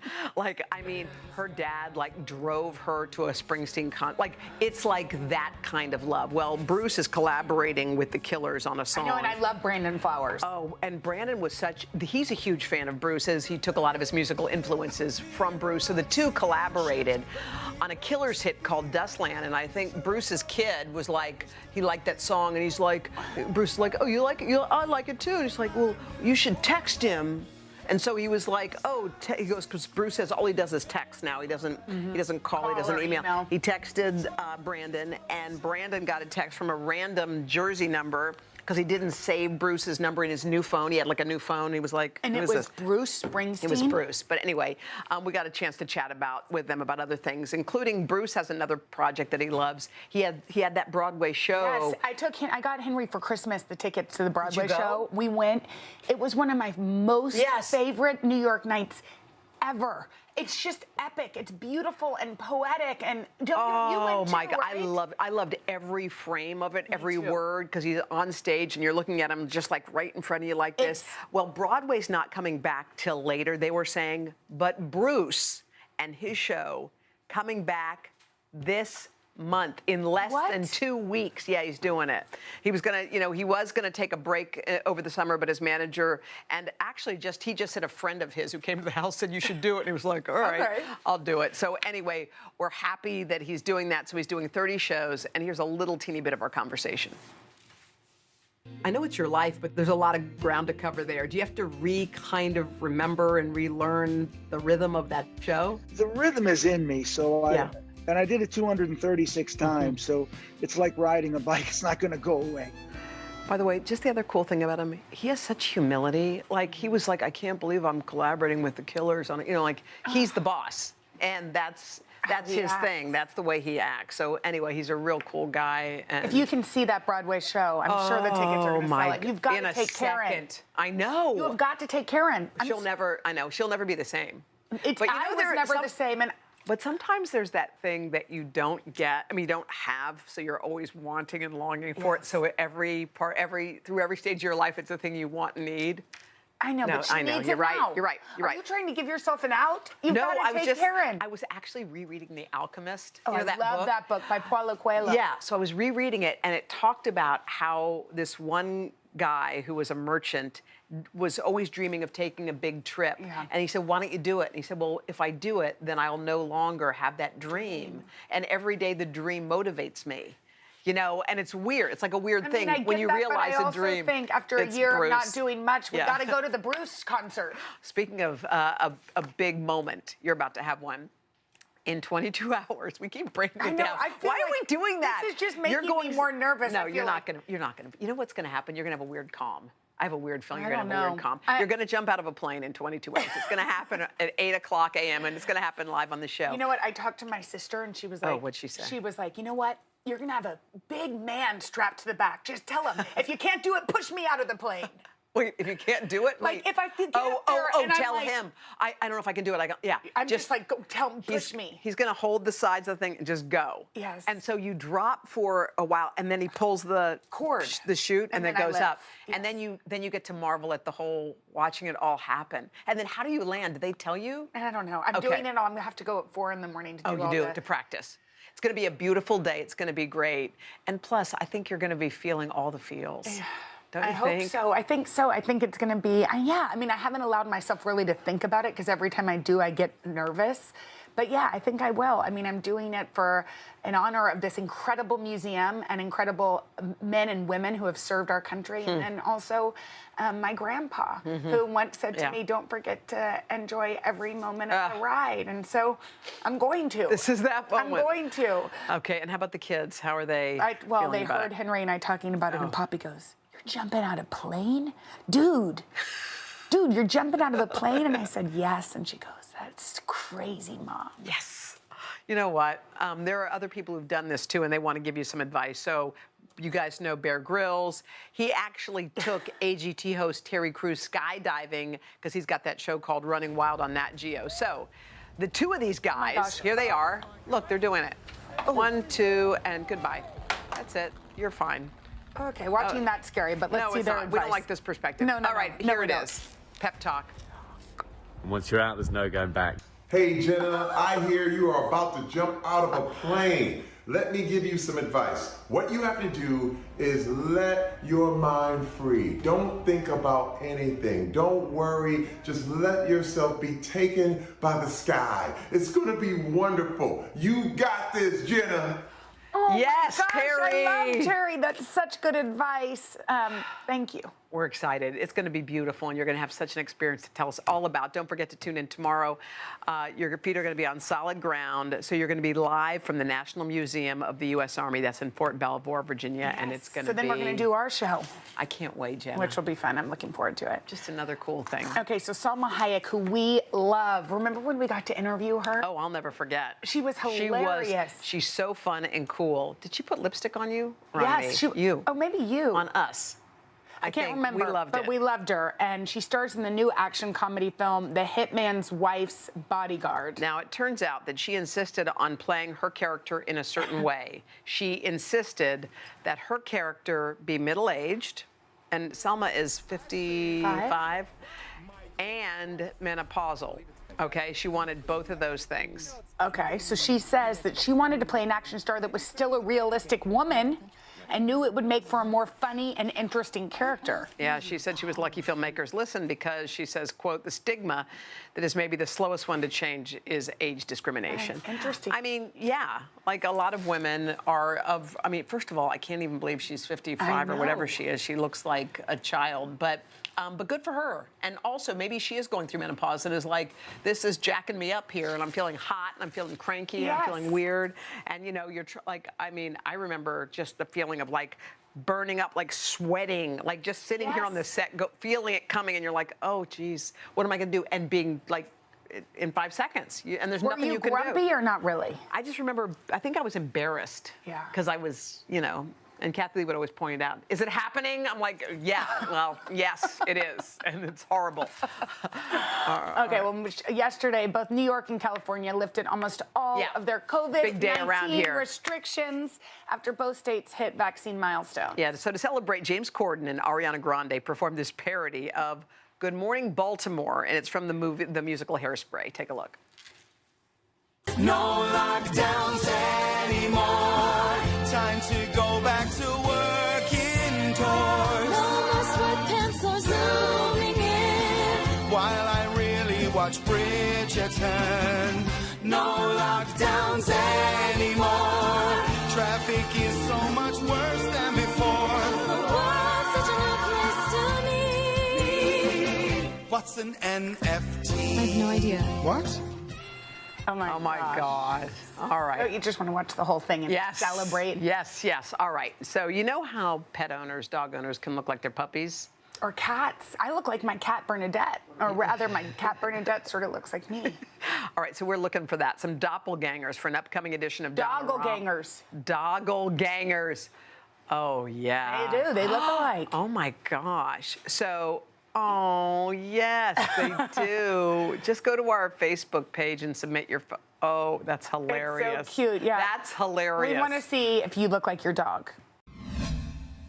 Today Talks continues after the break. We have an exclusive chat with Hoda and me that you can only see here on Today All Day. Our Across America journey here in Louisville, Kentucky. Cleveland, reporting on an America rebuilding after the pandemic. How narrow a window do you have to really get kids back where we would want them to be? NBC Nightly News with Lester Holt. Killer Roll, the new podcast from Dateline. Subscribe now wherever you listen. Ready, actors. An indie horror film, a talented young actress, and a deadly shot. Dateline's newest podcast, Killer Roll. Action! Subscribe for free wherever you get your podcasts. This is about 50 votes. If you can't get bipartisanship here, where are you going to get it?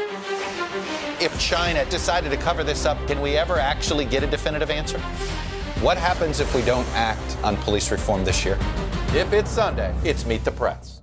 Ready, actors. An indie horror film, a talented young actress, and a deadly shot. Dateline's newest podcast, Killer Roll. Action! Subscribe for free wherever you get your podcasts. Killer Roll, the new podcast from Dateline. Subscribe now wherever you listen. For breaking news in our changing world, download the NBC News app. Good morning, everybody. Welcome to Today. Future's looking bright. We're going to do our part and get vaccinated live. A very special naturalization ceremony. This is a really inspiring group. Celebrating Earth Day. Let's change the world. Love it! Welcome back to Today Talks and our exclusive content you can only see here on Today All Day. We love Today All Day. It's fun. There's exclusive stuff. Know. And you know what? I mean, I know that, I don't know how you slept and how you're sleeping these days, knowing that your jump is coming up. Mañana, how are you feeling? I feel okay. I mean, I just have not thought about it. Yeah. I've compartmentalized it, but now I'm headed to D.C. Yes, you're hopping on a plane. And so I'm hopping on a plane, and I'm going to think about it. And my dad just texted. What did he say? You'll be awesome. What time? Which is hilarious. What time? What times? So are you feeling nostalgic? Are you thinking about I'm sure you're thinking about your grandfather, obviously, and you're thinking about your own stuff. What are your kids saying about it? Well, I mean, yes, I've been thinking about my grandfather, and it's Father's Day on Sunday, and it was his birthday the Saturday before. Right. And I was just thinking about how every year at this time, we're normally all together. Like, we would go to be with them as much as we possibly could. And I just think, like, I don't know what they did, but to create a place where your family wants to come to as much as possible is just... By the way, that's a real statement that you just made. I mean, to have that place, because I'm sure every parent only wishes one thing. It's like, give me a place where my kids always want to come home to. They want to come back And by the way, that place was just where they were. Right. Like, it didn't matter about anything. And we loved the place, of course, but it was just about being with them. And they've created that atmosphere where everybody wanted to be seated at that table and sort of fought over who got to sit next to them. Well, I still love those images of your grandparents in the bed and everybody in the bed. Like, that was not something that happened once in a blue moon. No, that was every morning. That was every. And so, yes, and I told my girls I wasn't going to tell them I was jumping out of a plane because I didn't want to scare them. It might be scary, But somehow I was talking. This is what happens in my house. We're talking, and then they know everything. So Puppy goes, dude, you're jumping out of a plane? Like, Puppy's like a little unflappable. She's like and you. She may be a little. Yeah. She's unflappable. Wait, she said, dude, you're jumping out of a plane. Dude, you're jumping out of a plane. She goes, Mom, you're crazy. Oh, you're crazy, and like just, fun? Like, thought it was so kind of cool. I don't think they're going to watch because that might be scary. But I do think it is interesting because I remember Like we get our bravery from watching our parents a lot of times. And I bet you this is going to be one of those that they remember, they watch and listen. And I remember when my mom ran a marathon, and I'll never forget it. And she was 60, and we were watching her run the Marine Corps. Yes. And I remembered at the end when she finished, it was so mind-blowing to me. And whenever I feel like I can't do something, I remember her. I don't remember anything. We don't remember our own things that you do. But I remember watching her cross the finish line. I was standing at the bottom of the Iwo Jima, like with a towel. I still remember her running up the hill. And I was thinking, if she can do that, then I can do this. And I bet you $10 that later in life your kids are going to go like they're scared of something and they're going to remember. Like, you know what Mom did, man? She jumped out of that plane. Well, maybe I will let them watch it. I mean, I don't know. I'm looking forward to it. I've been not really thinking about it, but today's the day I got to go. Good. And we'll just do it and have a blast. Beautiful. Did you think of your key word yet? No, I think I have it, but I'm going to keep it deep inside so it comes out instead of something else. I think you know my keyword too. All right. That is going to do it for this episode of Today Talks. Keep watching for more of Today all day. It's all day long. All day. It never ends. Every day.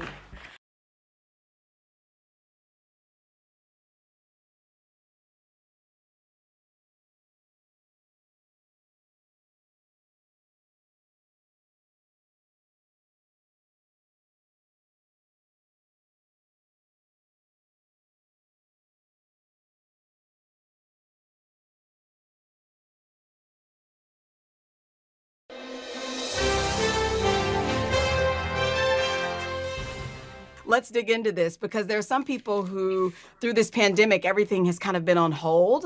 But for you, I mean, I'm reading about all of these things. I mean, projects, startups.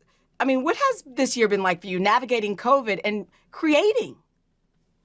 I mean, like so many of us, it put me on pause. For me, it was just about kind of distracting myself and at least being able to control the work that I did. You can't control anything in the outside world. And I think once I accepted that, I was just like, what I can control is the work that I do, my output, the projects that I'm involved in, who I can help. And that's kind of what I made my mandate for the past year. And thankfully, you know, production started ramping back up in some instances. People started to figure out how to shoot things safely, how to gather safely. And once those parameters were met, I was like, okay, I can work. So let's go back a little bit for people who may not know your story. A lot of us do, but some people may not. And they see you now and they see this glamorous, successful person on their screens. But I know that it hasn't always been that way. And you're very unapologetic about talking about that. I just read this morning that sometime in life you mispronounced Tupac's name. I don't even know how that's possible. I don't even. Well, it's possible when you're a nerd like me. Yes, that was a real thing. But tell me this, do you still feel like you're that awkward girl or do you feel like you've blossomed? Like, where are you now? Where's your headspace? Yeah, I mean, I definitely still feel that way. I constantly just have to accept that this is what I'm going to be. I was just saying the other day, like, when people meet me, it's equally devastating for me, for them to think that, like, oh, I'm meeting somebody cool.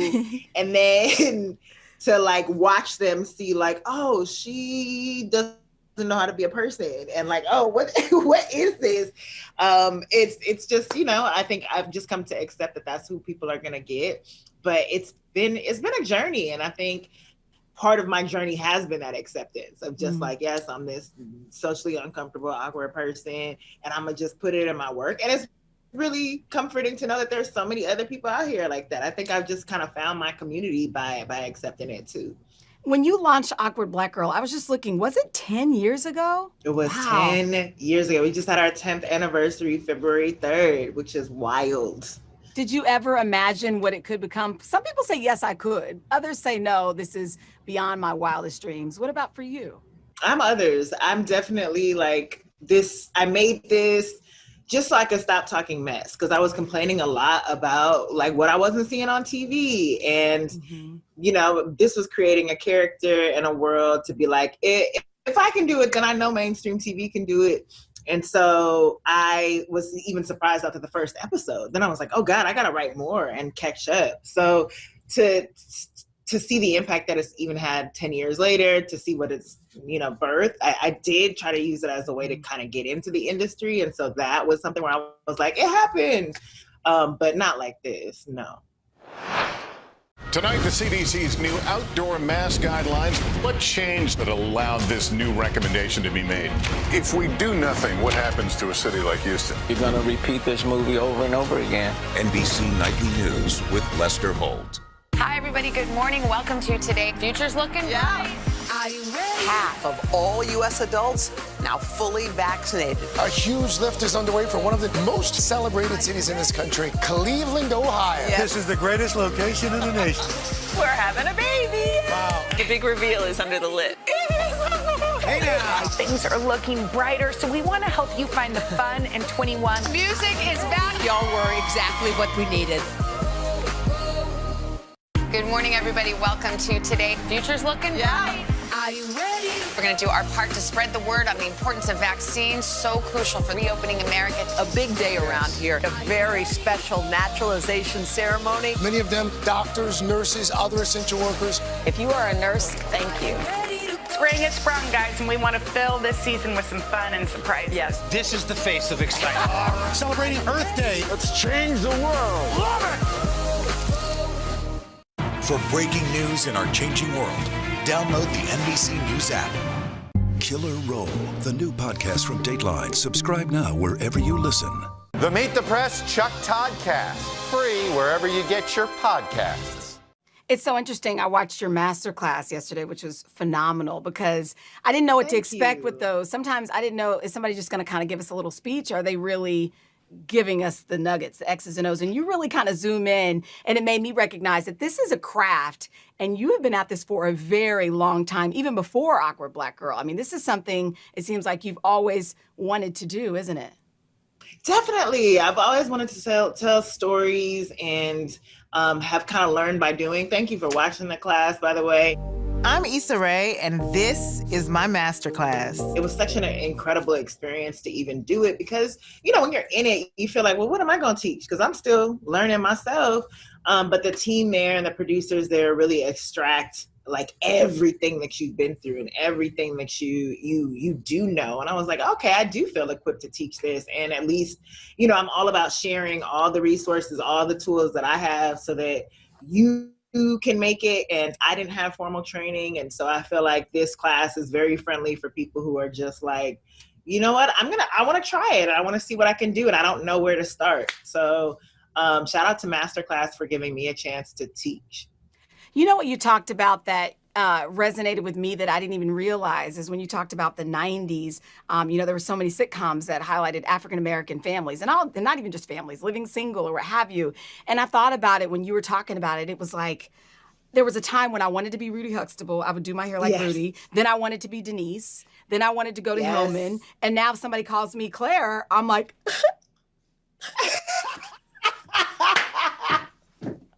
Dang! Claire's still a compliment, though. But dang. No, but for me, I'm like, that is a range. It's our little brown children. Thank you. That's me. And I'm not even kidding. Like, that's the truth. But the point is, though, that you talk about the power of representation, right? And so now we're in a new phase of life, which I guess is why, Insecure speaks to a lot of people. But talk to me about that, because there was a time when those shows went away in the 90s that we kind of had a void. What was that impact for you? That impact was like, what happened? Why? Like, I know that these shows are possible to exist. And reality television, bless reality television's heart, it's really entertaining, but that ended up kind of being the sole representation for Black people, Black women. And that was kind of disturbing to me because it didn't show how multifaceted we are. I didn't know a lot of people, my friends weren't like the women that were portrayed on television. And again, it's entertainment, and that's not a knock on those women, but we were just more than that. And I missed seeing our simple stories on screen, and to see that, when I think about white representation, it spans like that's the gamut. Like they get everything, and so I wanted that for us too. And so I think that a lot of people were feeling that way at the time, and I think that's why you even see a renaissance now of so much content. And we have such a long way to go. Are we in a renaissance? Like sometimes people talk about the Harlem Renaissance or different phases in history. Are we in a content renaissance, do you think, with, you know, social media and YouTube? I mean, there's so many places where you can find content. We're in a content renaissance for sure. I don't know if it's a Black renaissance. It's definitely not a people of color renaissance, because we were barely scratching the surface there. But it's coming, it's developing. And I think, you know, with all these different platforms and the way of streamlining it, there's only so much you can continue to offer the same type of show over and over again. So you have to expand the stories. We're hungry. What happened in between Awkward Black Girl and Insecure? Is there a time in your life that we just don't know about? I mean, was there a hustle there? Or was somebody like, knock, knock, knock, hey, you're great, let's put you on? Like, what was in between there? Lots of messing up, lots of learning lessons, you know. Between Awkward Black Girl and Insecure, I got offers to turn Awkward Black Girl into a television show. But, you know, we had so much online, or some people just wanted to replace the cast, or they just didn't understand it, or they wanted to franchise it to make it international. In one instance where they were like, we could do Awkward Indian Boy, we could do Awkward Israeli Girl. And I was like, that's missing the point. Then I had an opportunity to work with ABC and mess that up, which I talk about in my masterclass, is like, oh, this was my one shot to transition from YouTube to television, and I messed up. I was creating more web series. You know, I got to work with Tracy Edmonds on a show. So there were so many things. I wrote a book. There were so many things that I was doing in between that time just to kind of exercise my creative muscles and stay afloat. But I was deathly afraid that kind of Awkward Black Girl was all I was going to end up having to offer. How do you know when something is right? It's the right project, because there's certainly no shortage of offers at this point. How do you know in your gut, this is something? I very much make what I want to see. I participate in what I want to be a part of. That's down to every television and film project that I do. Do I want to see it? Do I want to be in it? Do I think my friends would find it funny? That's every business, you know, that I take part in. So that would be like with the coffee shops. I ran out of coffee shops. I wanted a neighborhood coffee shop, and I had to leave. So, you know, invested in Hilltop, and now we have one in Inglewood and View Park and Eagle Rock, and those are my communities. I think about, you know, hair is such a big part of my life, and so, you know, having Sienna Naturals has been an incredible experience, because it's, you know, it's about like taking care of my hair, which is something that I've learned. So anything that I take part in is something that I feel that I would need and use and want to see. Speaking of hair, can we talk about how Insecure, your hair is different there for a while? Like every scene, I was like, ooh, what's she gonna do now? Which has nothing to do, I guess, with the plot, but it's just not at all. Right? But that's what I'm saying. There are just so many ways that you're speaking to people without even speaking, if that makes any sense. No, which I appreciate. You know, I have to shout out my hairstylist, Felicia Leatherwood, who is really, like, it's been a hair journey. You talk about 10 years, you look at my hair in Awkward Black Girl, I had just shaved my head because I was tired of it. And with Insecure, we really wanted to just showcase the different things that you can do with natural hair, because, you know, when it comes to representation, it's so hard to see 4C hair, 4D, like all of these specific textures of hair aren't necessarily seen as beautiful. And so being able to showcase that, and also, you know, have a hair product where it's like encouraging being able to take care of textured hair, just felt like it goes hand in hand. It's always been a passion of mine, and it's been a part of my identity. So wait, the hair product, are the products out now? The products are out now. Sienna Naturals, they're in Target and Nordstrom. You can go cop them. That if you use the Happy shampoo and you aren't happy afterwards, if you're not like, oh, my hair, God, what happened? Then complain, but you won't. Okay. So yes, you can get them at Target and Nordstrom. Shout out to the founder, Hannah Jope, who is just, I watched her create those products in her kitchen, it has to be 10 years ago now? No, about 8 years ago now. And to see her develop the products over time with textured hair in mind and make them the best that they can be has been incredible. And now, you know, on set, that's all I use. Right now on NBC News Now. Here in Chicago, about 20,000 middle schoolers returning to school today. They also took advantage of existing vaccine distribution networks throughout Alaska. It does seem as if this White House doesn't want to bring a lot of high-profile attention to the issue. What efforts might depoliticize vaccine hesitancy? What happens if we don't act on police reform this year? If it's Sunday, it's Meet the Press. Killer Roll, the new podcast from Dateline. Subscribe now wherever you listen. Right now on NBC News Now. Here in Chicago, about 20,000 middle schoolers returning to school today. They also took advantage of existing vaccine distribution networks throughout Alaska. The Meet the Press Chuck Toddcast, free wherever you get your podcasts. Killer Roll, the new podcast from Dateline. Subscribe now wherever you listen. Good morning, everybody. Welcome to Today. Future's looking bright. Are you ready? We're going to do our part to spread the word on the importance of vaccines, so crucial for reopening America. A big day around here, a very special naturalization ceremony. Many of them doctors, nurses, other essential workers. If you are a nurse, thank you. Spring has sprung, guys, and we want to fill this season with some fun and surprises. Yes. This is the face of excitement. Celebrating Earth Day. Let's change the world. Love it! For breaking news in our changing world, download the NBC News app. Ready, actors. An indie horror film, a talented young actress, and a deadly shot. Dateline's newest podcast, Killer Roll. Action! Subscribe for free wherever you get your podcasts. For breaking news in our changing world, download the NBC News app. The Meet the Press Chuck Toddcast, free wherever you get your podcasts. So before we start a new chapter, we're closing the chapter after 5 years or 5 seasons on Insecure. I guess there's nothing I could say that would reverse that. I'm like sad. I'm sad. No, you're gonna make me sad if you reverse it. What are you talking about? Because there's so many of us who don't. Well, what are we gonna do? It's like we wait for it. I guess, are you ready to let it go? I'm definitely ready to let it go. I knew that I wanted to end it after 5 seasons, and I feel like I'm really proud of this season that we're telling now, like we're shooting now. It's so much fun, and it's made me appreciate the show in a different way. But yeah, so I'm ready. Lawrence gonna like trot off in the sunset somewhere? Is that what you want? I think so. Yes, that's what I would like, Issa.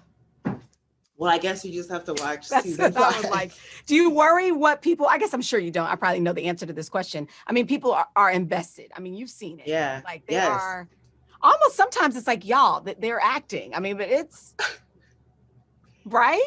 Do I worry? Yes, I worry because I know like it's a story that, you know, is going to come to an end. And even in the room, it's hard. It's hard not to think about that. I think the first 4 seasons, it was easier to be like, okay, whatever, tune the audience out. It's great that they love the show. They have their opinions, but we just want to tell a story. But to end a show is different. So yes, I worry, but like the story at the end of the day, it's going to be my story. So do you know, is it done? Like, do you know? It's done. I mean, yeah, we're shooting it right now, but it's done. But what's going to be is going to be.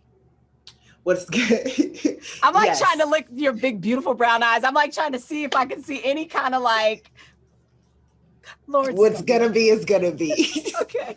It's interesting. I read that you and Insecure showrunner, Prentice Penny, met every year over poolside drinks, and you were talking about the upcoming season. RIP poolside drinks. We did not do that this season. We had to do poolside Zooms. And it was, you know, we made the best of it, but I love that man so much. And he's taught me so much about running a room. Like even I'm working on a new show now, and the showrunner is also someone who has come out of the Insecure room, and we've learned so much from him and his process. And he's really just inspired kind of I think a legacy of writers. But yes, I think that Insecure will not die because it will produce so many other shows. Put it. That's the good way to put it. Okay, so let me pivot as we come to a close here. For as much as you put yourself out there, you're also very private in many ways. Where is your line? I remember, was it the cover of, I think it was Essence, and people were like, "Ooh, Issa had on a ring," and everybody's, looking. Yep. Where's your line? That is my line. I think I'm always like, I don't want people to know too much like that. I don't want to put out there. I think just via characters. I also don't want people. I want people to be able to separate me from the characters, which I made a huge mistake about with Insecure by even naming the character Issa. Because you think so? People call me cheater. They like. There's so many things that they just, by way of like, they're just calling the character name, which happens to be me, and it is a past version of me. So in that way, I would have named her like Isabel or some other name. I should have done better, but. I think, my personal life is just that. It's personal. So then what has been, I guess, if I were to say the biggest surprise of your career so far, what would it be? I came into this like wide-eyed, excited about, my heroes, and to know that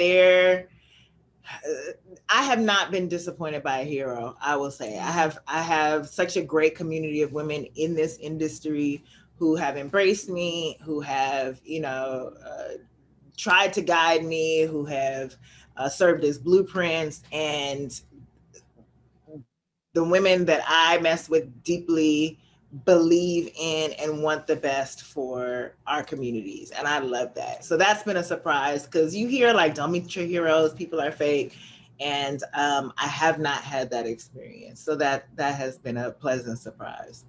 And it seems like you're a giver. I mean, you kind of touched on this already, but there's some people who I almost feel like they hide the wealth of the information. I feel like for you, what's your thought? You just put it out there, and because what's for you is for you, or how do you navigate, especially with other women? Yeah, I'm definitely like, why am I holding on to this knowledge, these resources? Whatever. I've never believed in that. It's always been so ugly for people to be like, well, I got it. I don't know. You got to figure it out. And it's so much more fun and rich when, we can all kind of work alongside each other and help each other out. And in many cases, people have done the same for me, of just like, hey, I applied to this program. You should apply too. And so, I think that's just a natural philosophy for me. Right now on NBC News Now. They've done things like installing cameras to help alert Border Patrol to people crossing. They are escaping a number of conditions there, violence and persecution in their home countries. I'm rolling up my sleeves for science, so I'll survive if I contract this virus. For family dinners, family vacations, family anything. For traveling somewhere beyond my living room. And for the Rebels, there is no greater feeling than being in the stadium and cheering on Ole Miss. And now it's your turn. Roll up your sleeves, America. Plan your vaccine, because every shot counts. Visit planyourvaccine.com and make your plan. I joined Ellen on her set. What's been a difficult year for her personally and for her show. Very few people go through such huge public humiliation. How can I be an example of strength and perseverance if I give up and run away?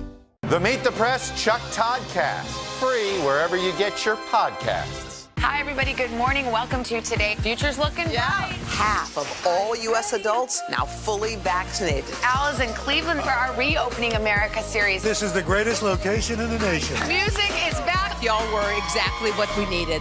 The Meet the Press Chuck Toddcast, free wherever you get your podcasts. Killer Roll, the new podcast from Dateline. Subscribe now wherever you listen. You have so many projects going on. When you lay your head down on the pillow at night, are you able to put it all on hold, pause? Is it all going? It's definitely ongoing, but at night, like I fall asleep. I can fall asleep anywhere. I'm a person, I don't know about you, like fall asleep on the right plane. Now, actually. Exactly. No problem. So that's kind of me. I have done this thing. I had to do this thing where I listen to sounds at night. Okay. I changed from like listening to the ocean and rain to listening to. Don't say bugs. No, ew, no. Well, I didn't know if you're gonna be like, girl, crickets. Absolutely not. So I can like dream about them. Yeah, no, I didn't know podcast was gonna come out. My bad. I interrupted. Podcast. So you're listening. Crickets is a good guess. Yeah, maybe I will try that. Crickets have a smoothie. Oh, so you're listening to words of wisdom. Yeah, in some cases, or words of destruction. You know what's also really soothing for me, oddly enough, and I think I just saw like an article headline about it. Murder, crime documentaries. I don't know what it is. I know. Okay, I should share But that. but you're not alone. Honestly, look, I host episodes of Dateline on OWN sometimes, and I get more people saying, "Girl, I saw you on doing Dateline," and I'm like, the spouse did it. Like, y'all keep watching it. Like, the spouse, that's literally my genre, is the spouse did it. I think that's what's comforting about it. I know how this is going to end. So you're not alone. All right, so here's a question for you then. How do you recharge when you have so many projects, you have so much going on? What fills your cup? What fills my cup is Prosecco or wine. Fair enough, literally. So that that definitely helps to relax me. I love like listening to a good book, reading a good book, watching television, not necessarily movies. I like to be immersed in a world, and that's kind of where that's where I live. Like I love that. That's how I relax. So then it's when we see people make it, sometimes you assume that the people, never have to worry again, or they feel like, oh, I've made it. But clearly it seems like you are always evolving. I am, but it just comes from a desire to want to keep learning and want to see what else I can do to try to do more. So that's just kind of been, I think that's a part of me. All right, lightning round, last thing. You ready? Rapid fire. Favorite character you've ever written? Favorite character I've ever written is baby voice Darius in Awkward Black Girl. Sorry? Derek? Darius. Mantra you live by? Give to the world your best, and the best will come back to you. Oh, I like that. Guilty pleasure? Crime documentaries. Favorite way to unwind? I mean, drinking. Have you ever done lavender infused simple syrup? No. You just get some fresh lavender and you just boil it and make it a simple syrup, and you pour that in the Prosecco. Ooh, I just learned that for rosemary and didn't think to do it with anything else. So I'm 100% gonna do that. I love that. Lavender, you're welcome. The TV character you're most like? Khadijah from Living Single. Oh, Khadijah, I haven't heard that in a while. TV character you most want to be like?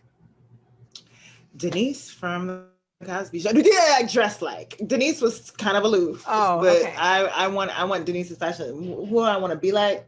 I would say like Maxine from Living Single. Maxine. Living Single was monumental. Yeah. I was like, oh, I want to live.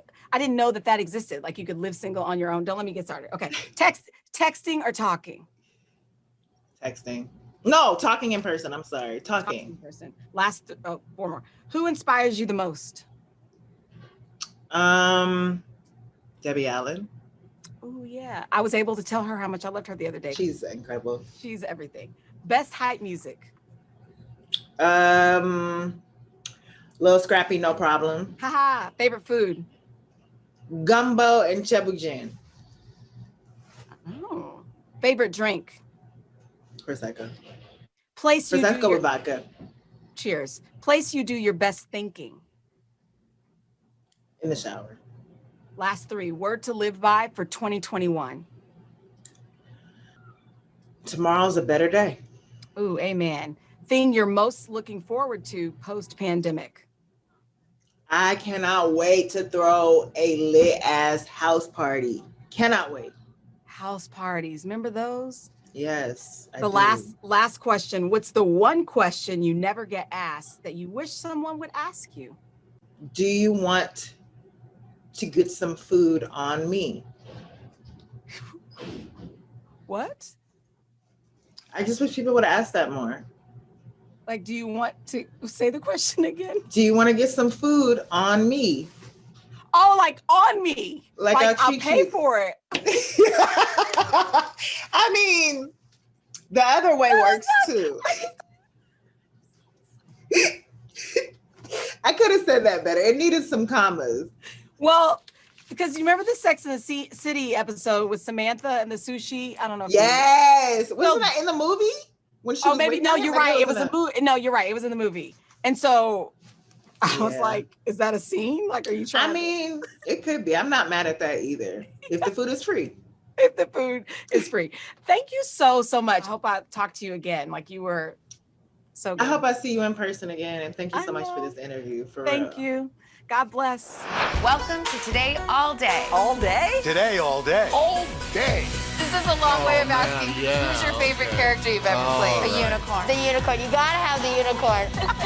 What is she right there? That's why you're saying all these nice things? Yeah, she gave me the look. Sorry to disturb your day. Everyone's mad at you, Willie.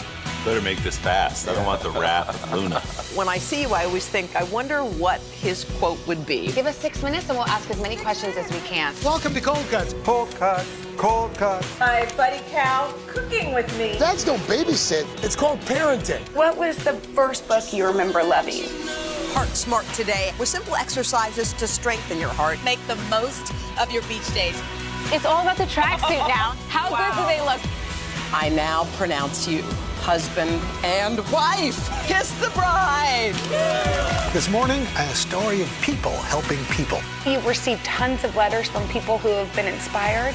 Let's do the weather out. Okay. All you gotta do is say, it's cold, it's warm, it's raining, it's snowing. That's it. One of our most favorite franchises ever, Ambush Makeovers.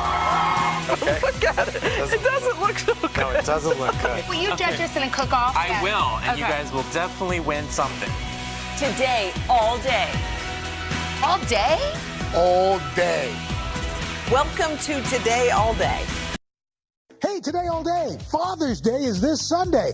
I will pause while you go, oh, it is? I was just thinking of stopping by the convenience store and picking up some duct tape and a screwdriver and giving it to Dad. Well, how about this? How about cooking up a special meal? Up next on Saucy, Anthony Contrino is whipping up a hearty pasta dish, plus a surprising sweet treat for dessert that doubles as a great gift. My dad. What a pain in the ass. And a man of few words. What else do we have?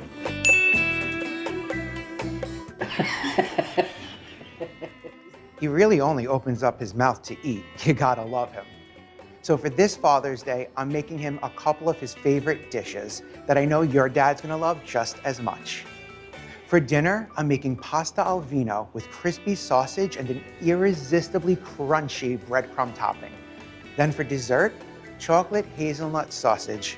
I know it sounds crazy, but trust me, it is delicious, and it just so happens to also make the perfect gift.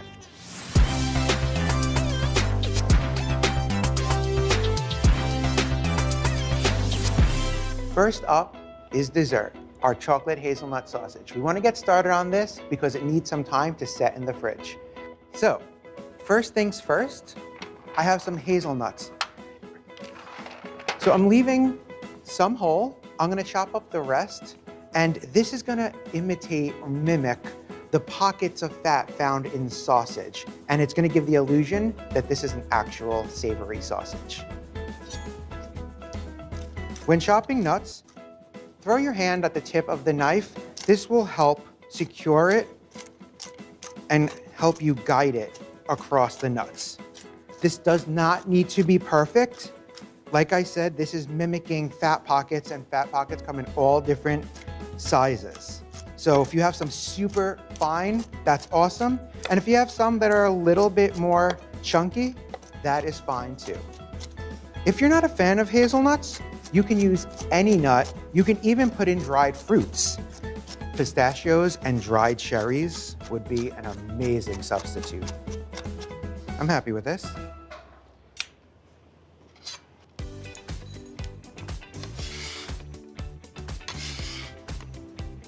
Perfect. I need to grab a couple of more ingredients from the pantry, and we're gonna get started on our chocolate ganache.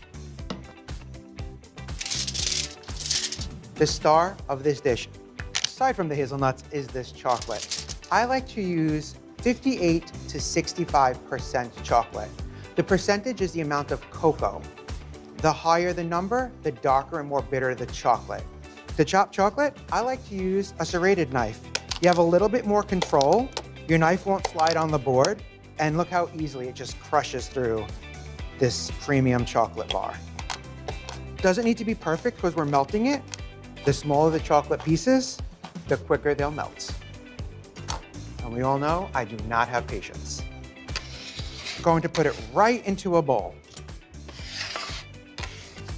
Okay, try not to eat it. It smells so good. To this, we'll add just a couple more ingredients. Plain old granulated sugar. Always level it off. You want the perfect amount, especially when it comes to desserts. That's when you're supposed to be OCD. Up next, somewhat of an unconventional ingredient, an egg white. What this egg white's going to do is help create a less brittle texture in our final ganache. So, right on in. Then just because I can't do dessert without a little vanilla, just a little bit, enough to help amplify the other flavors going on. And finally, a couple of tablespoons of plain old tap water. We're gonna put this over a pot with barely simmering water. We're not looking to touch the bottom. This is called a double boiler. We want that gentle steam that's wafting to slowly and evenly melt our chocolate without burning it. So just start stirring. This will happen pretty quickly. Very relaxing, very zen, and smells amazing. Be sure to periodically scrape down the sides of the bowl. It's gonna help make sure that everything melts properly and avoid scorching along the side. You can see how velvety it's looking. It has a beautiful sheen. Okay, that's it. See how nice and silky it is? Time for the fun part. Let's start making sausage. All that's left is to add our hazelnuts.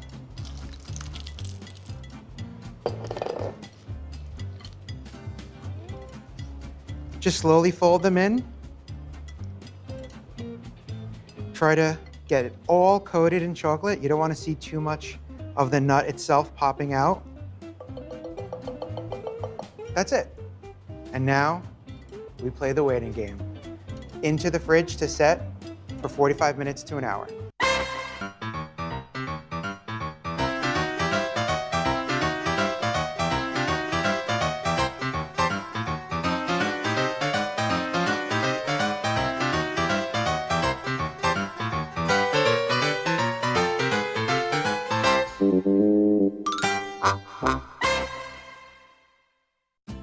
Our chocolate mixture has been in the fridge for about an hour, and you can see that there's no wet spots, which means it's not going to be too hard to work with because it's sticky. But if I press on it, it still gives, which means I'll be able to roll it into the sausage log. So I'm gonna grab myself a pretty generous sheet of plastic wrap. And then transfer my chocolate right into the center of it.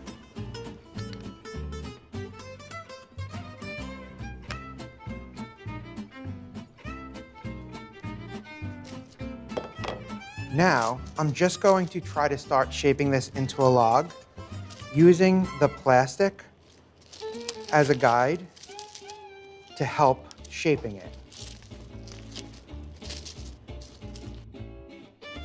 At first, we'll just start getting a general shape, and then we'll refine it.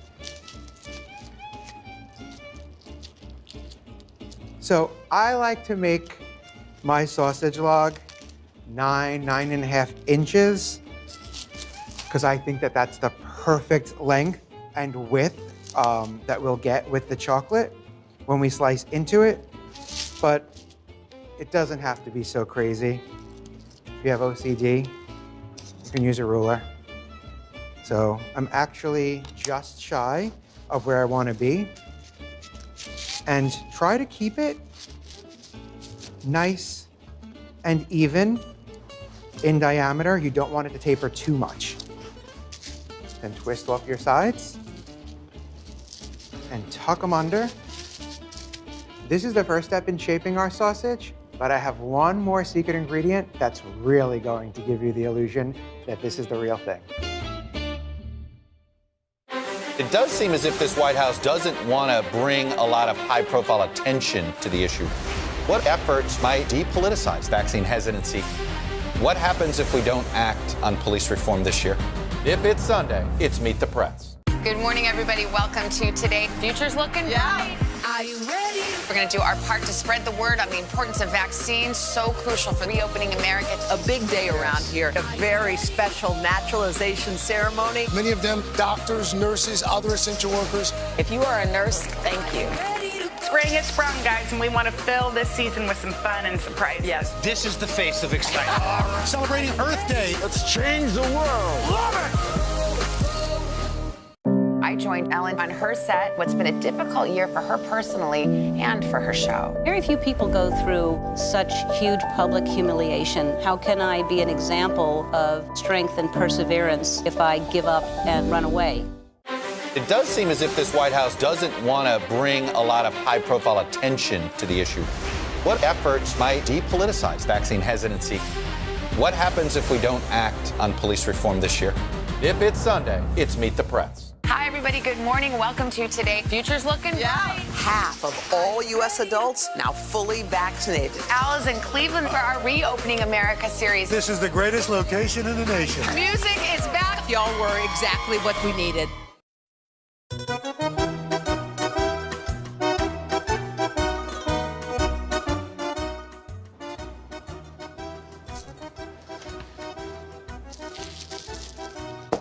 Been about an hour, maybe a little more. So I'm carefully going to unwrap it.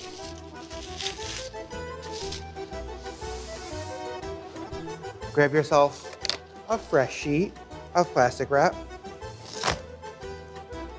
And now for a little secret ingredient, just some powdered sugar. This is going to give the illusion of that moldy exterior found in a cured sausage or salami. So about a half cup, and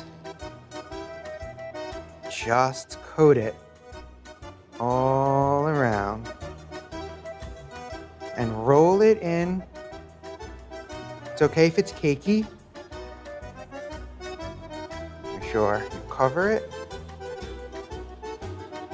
And then, you guessed it, wrap it back up. It needs one more rest in the fridge. At least a couple of hours. We really want to get it nice and solid, but preferably overnight. Surprise! I wasn't going to wait overnight. And now, the moment you've all been waiting for. All your hard work. If you can get the plastic off.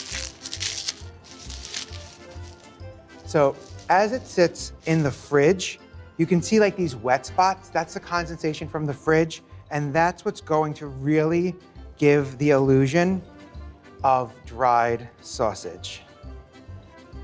And just carefully get rid of that cakiness. Definitely leave some on. Now to package it up for Dad. You can use any food grade paper. I'm simply using parchment. And if you go to like an old school salumeria to get some salami, pretty similar to what you're gonna get at a store.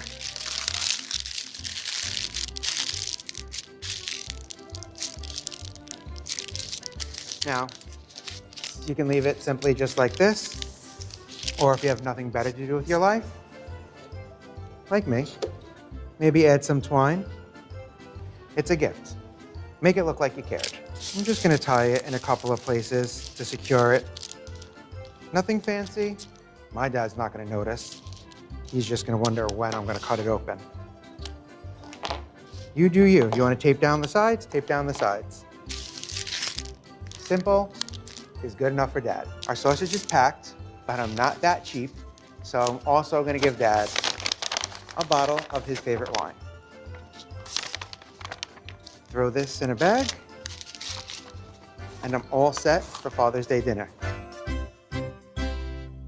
Good morning, everybody. Welcome to Today. Future's looking bright. We're going to do our part and get vaccinated live. A very special naturalization ceremony. This is a really inspiring group. Celebrating Earth Day. Let's change the world. Love it! It has been a long year. Yeah, where it's been anything but normal. Well, now there's hope. The COVID vaccines. I know. It's been a little confusing. Like really confusing. So it's more important than ever to make a plan. Visit planyourvaccine.com to find out where and when to get your vaccine. What are you waiting for? Roll up your sleeves and plan your vaccine. Plan your vaccine. Plan your vaccine. Good morning, everybody. Welcome to Today. Future's looking bright. We're going to do our part and get vaccinated live. A very special naturalization ceremony. This is a really inspiring group. Celebrating Earth Day. Let's change the world. Love it! Our week-long journey begins here in Orlando, Louisville, Kentucky, Cleveland. Our Across America journey reporting on an America rebuilding and reimagining a future after the pandemic. Breaking news tonight, the ceasefire in the Middle East after 11 days of deadly violence. Richard Engel is on the ground. Do you think there's a connection between policing and racism? How narrow a window do you have to really get kids back where we would want them to be? NBC Nightly News with Lester Holt. Congratulations to Lester Holt, the most trusted TV news anchor in America, on receiving the prestigious Edward R. Murrow Lifetime Achievement Award for a career dedicated to excellence in journalism. Right now on NBC News Now. They've done things like installing cameras to help alert Border Patrol to people crossing. They are escaping a number of conditions there, violence and persecution in their home countries.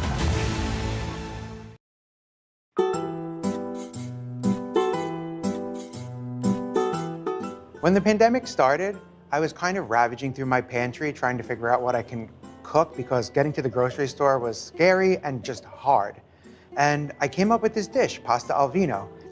So for this recipe, I need 2 small cloves of garlic. And this is what we're going to use to flavor our crumbs. So get those peeled. Ooh, that was an easy one. Save the rest of the garlic. We're gonna need it for the sauce part of our dish. Perfect. Let's get cooking. I have my skillet. I like to use a nonstick for this over medium-high heat. And I'm gonna add 2 tablespoons of some really good butter. Look how beautiful the color of this butter is. Just let it melt. To that, we're going to grate our garlic using a fine zester. This is so much easier than mincing. Pinch of salt. Melt our butter and cook this for about a minute until it's nice and fragrant, which it already is. Smells divine. Now for the crunch. Panko, ½ cup of it. Get that in there. And now we're gonna cook this until the panko is crispy and nice and golden. Now just keep stirring. This is one of those things where it's gonna look like you're stirring for a while and nothing's happening, and then all of a sudden, it's done. I like to use panko for this recipe because of its texture. It's crunchy to begin with, and it just is going to add a bite to this dish that takes it to a whole new level. Make sure you scrape down the sides so they don't burn. The pieces that stick to the side of the pot will overcook. You can see it's starting to take on a little color now. We're nearly there. Looking for a nice golden brown, nice and toasty. And there you have it. It's as simple as that. Now, do not leave this in the pan.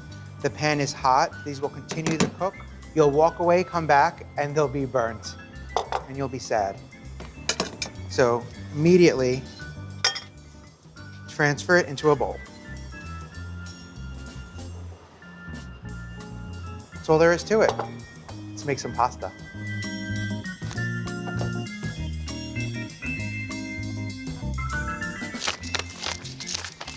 I have some beautiful Italian sausage here. Take that out. Then our leftover garlic from those breadcrumbs, just thinly slice. 4 large cloves. You can never have enough garlic, right? Okay. Next up, we have an onion. 1 large yellow onion is going to add a little sweetness to this dish. Not too much, just enough.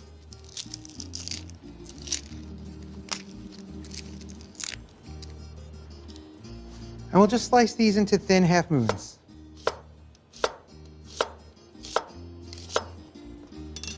Canned artichokes. I always have canned artichokes in my pantry. They're great in salads. I actually use it for pesto.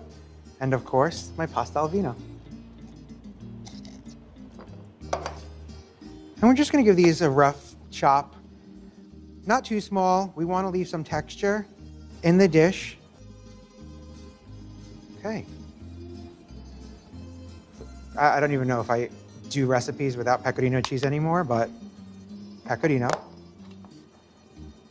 A nice, healthy portion.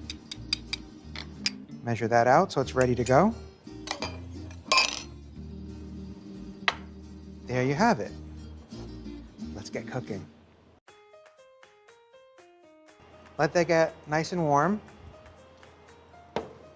And in the meantime, back to our beautiful sausage. We want to remove the casing so that we can break up the meat. Peels right off. And if you want to get a head start and kind of use your hands and break it into small pieces, we're going to break it up into bite-sized chunks. You want everything to kind of be around the same size. So these onions will cook down. We have these bite-sized artichoke hearts, so we want bite-sized bits of sausage. Because we're making such a delicate white wine sauce, I prefer to use the sweet so that the wine really stands out. Perfect. Use a slotted spoon and transfer our sausage to a bowl, leaving all the rendered fat behind and that flavored olive oil. Don't worry about all of this fond. It's all flavor, and when we add the white wine, it'll pull it out. Perfect. Another couple of tablespoons of butter. Right into this hot skillet.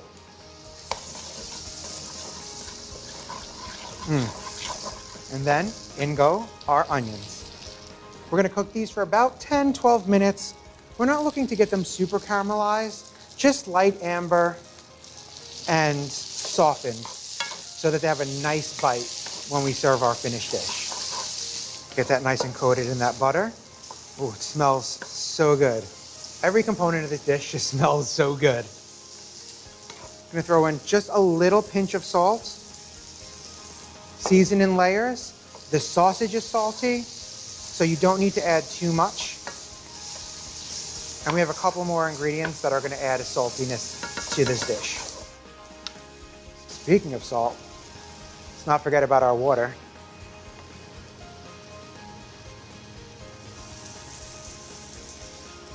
A lot of waiting this episode. A lot of waiting. Hurry up and wait. I think this is as rolling of a boil as we're gonna get out of this machine.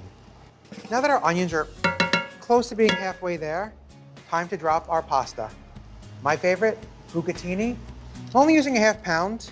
This serves 2 people generously. But you can double this recipe if you're feeding a family of 4, or if you want a ton of leftovers. We're gonna finish our pasta in the sauce. So I am gonna cook it about a minute, minute and a half shy of al dente. Apparently there's a shortage of bucatini. So if you're having trouble finding it because you don't have the hookup like I do, You can use fettuccine, linguine, or even a fun shape like cavatappi will work for this. Okay, another minute or two. We're ready to move on with this sauce. So let's add all of our garlic.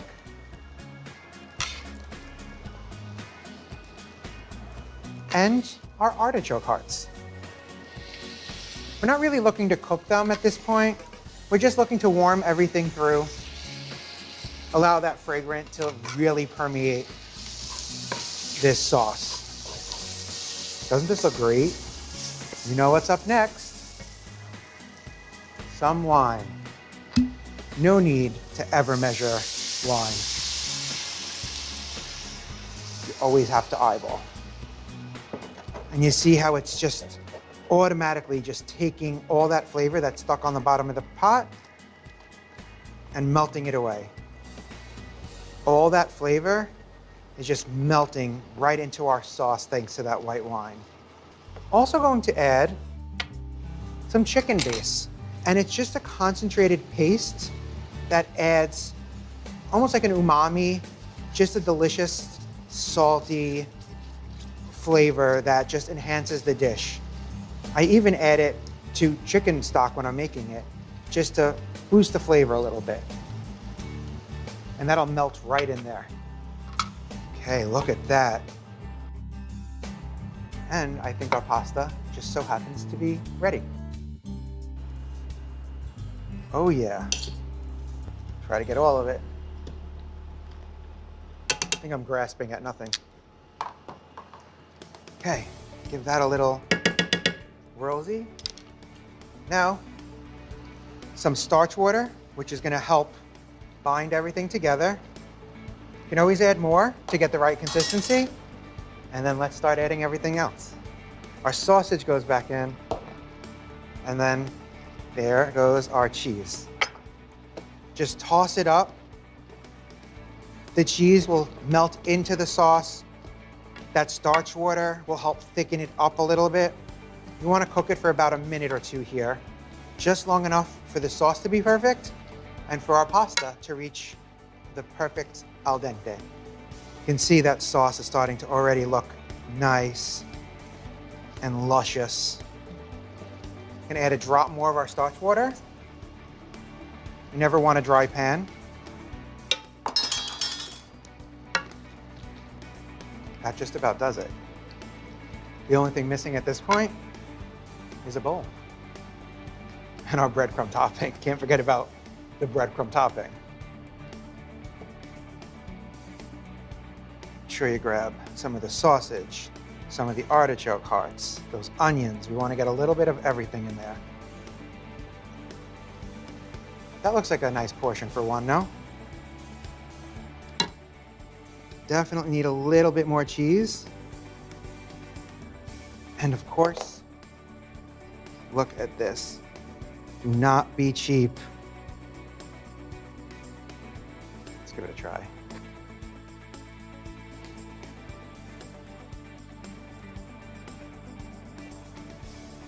It is so good. The white wine just ties all these ingredients in together, but this crispy topping just really hits it out of the park. Pretty sure my dad will like it, but if he doesn't, I really don't care because I sure do. For breaking news in our changing world, download the NBC News app. Killer Roll, the new podcast from Dateline. Subscribe now wherever you listen. Hi, everybody. Good morning. Welcome to Today. Future's looking bright. Half of all U.S. adults now fully vaccinated. Al is in Cleveland for our Reopening America series. This is the greatest location in the nation. Music is back. Y'all were exactly what we needed. The Meet the Press Chuck Toddcast, free wherever you get your podcasts. I'm rolling up my sleeves for science, so I'll survive if I contract this virus. For family dinners, family vacations, family anything. For traveling somewhere beyond my living room. And for the Rebels, there is no greater feeling than being in the stadium and cheering on Ole Miss. And now it's your turn. Roll up your sleeves, America. Plan your vaccine, because every shot counts. Visit planyourvaccine.com and make your plan. Hi, everybody. Good morning. Welcome to Today. Future's looking bright. Are you ready? half of all U.S. adults now fully vaccinated. A huge lift is underway for one of the most celebrated cities in this country, Cleveland, Ohio. This is the greatest location in the nation. We're having a baby. Wow. The big reveal is under the lid. Hey now. Things are looking brighter, so we want to help you find the fun in 21. Music is back. Y'all were exactly what we needed.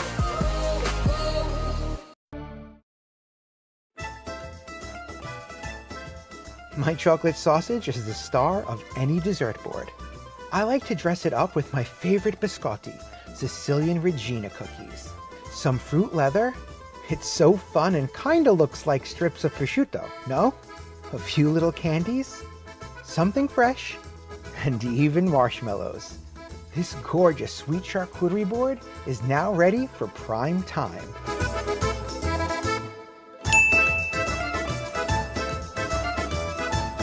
Came out very good. The artichokes were very good.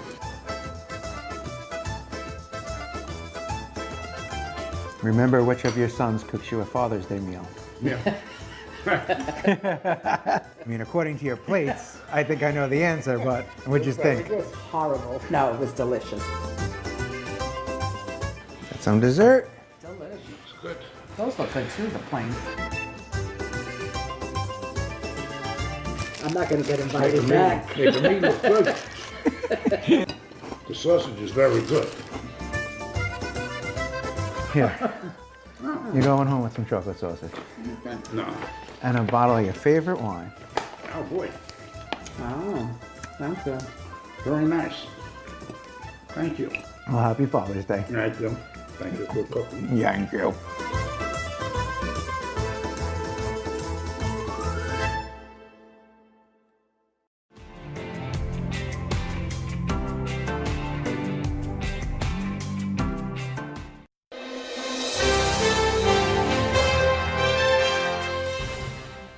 It's about a Danish aristocrat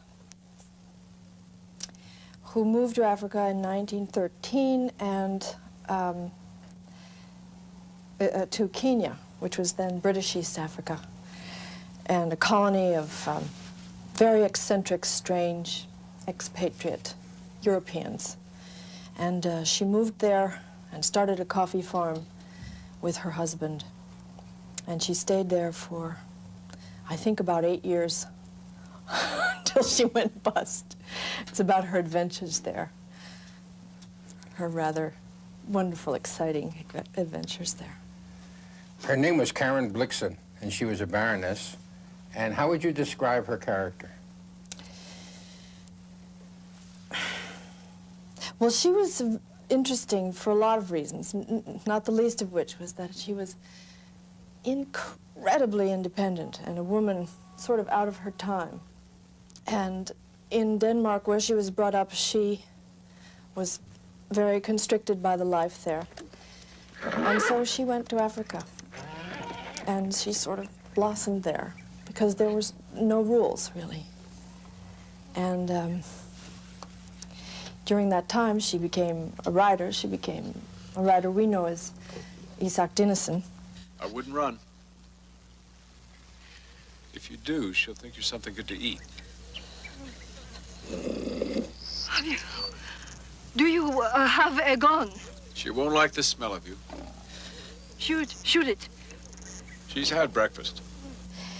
It's the first time I've really been able to play somebody who is completely and happily herself. There's not a neurotic, she doesn't have a neurotic core, but she was interesting in that way for me to play. That's interesting because in Plenty, certainly that woman is a neurotic person. Absolutely. Prince the Tender Woman is an oddity, that picture. Yeah. Right? Of course, you were very wonderful and Karen sane person. Silkwood was really troubled. Right?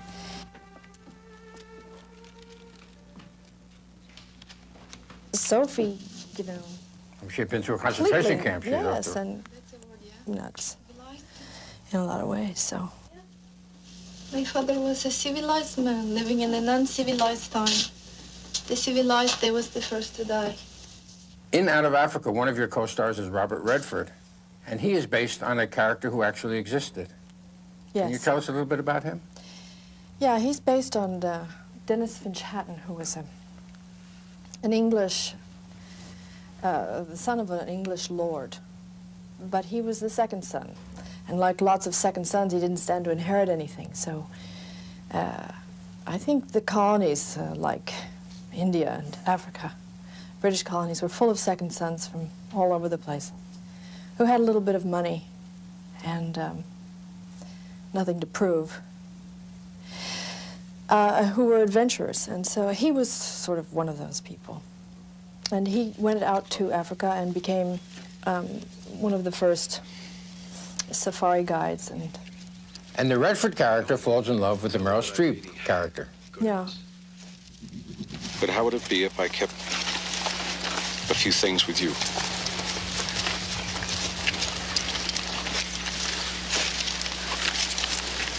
You would come and go from my house. If that's all right. When the gods want to banish you, they answer your prayers.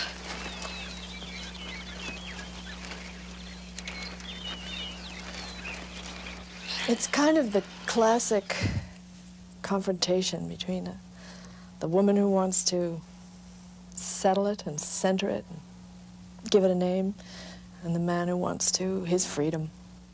Carl Maria Brandauer, who plays your husband in the movie, could be a vile character, and yet he plays it magnificently, so there's a lot of sympathy for him. Yeah, he does a remarkable job. Partly because he has a large amount of personal charm himself. And I think lots of actors would like to play the part of a charming rogue. It's sort of good to have another side to your character. I thought you might be wanting a divorce. Has she got money? Of course she's got money. Is this important, bro? I suppose. Well, I'll have to accuse you of something. Or did you think you would have it the other way around? Mr. John Sutton, 7-4. Fire away, whatever. I have surely done it. Out of Africa is truly a big picture. Yeah. In every way. Yeah, it's it kind of matches the landscape, which is huge, vast and unknowable. I mean, there's something completely unknowable about that place. Impenetrable, the face of Africa. It's amazing. And that's what I was so happy about. When I saw the film, it just washed over me again, the size of the place and the diversity of the people and the landscape and animals and the experience there. It's a lot to see. Tonight, the CDC's new outdoor mask guidelines. What changed that allowed this new recommendation to be made? If we do nothing, what happens to a city like Houston? You're gonna repeat this movie over and over again. NBC Nightly News with Lester Holt. It has been a long year. Yeah, where it's been anything but normal. Well, now there's hope. The COVID vaccines.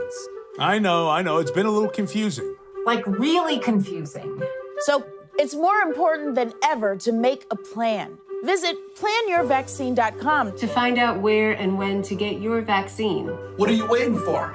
Roll up your sleeves and plan your vaccine. Plan your vaccine. Plan your vaccine.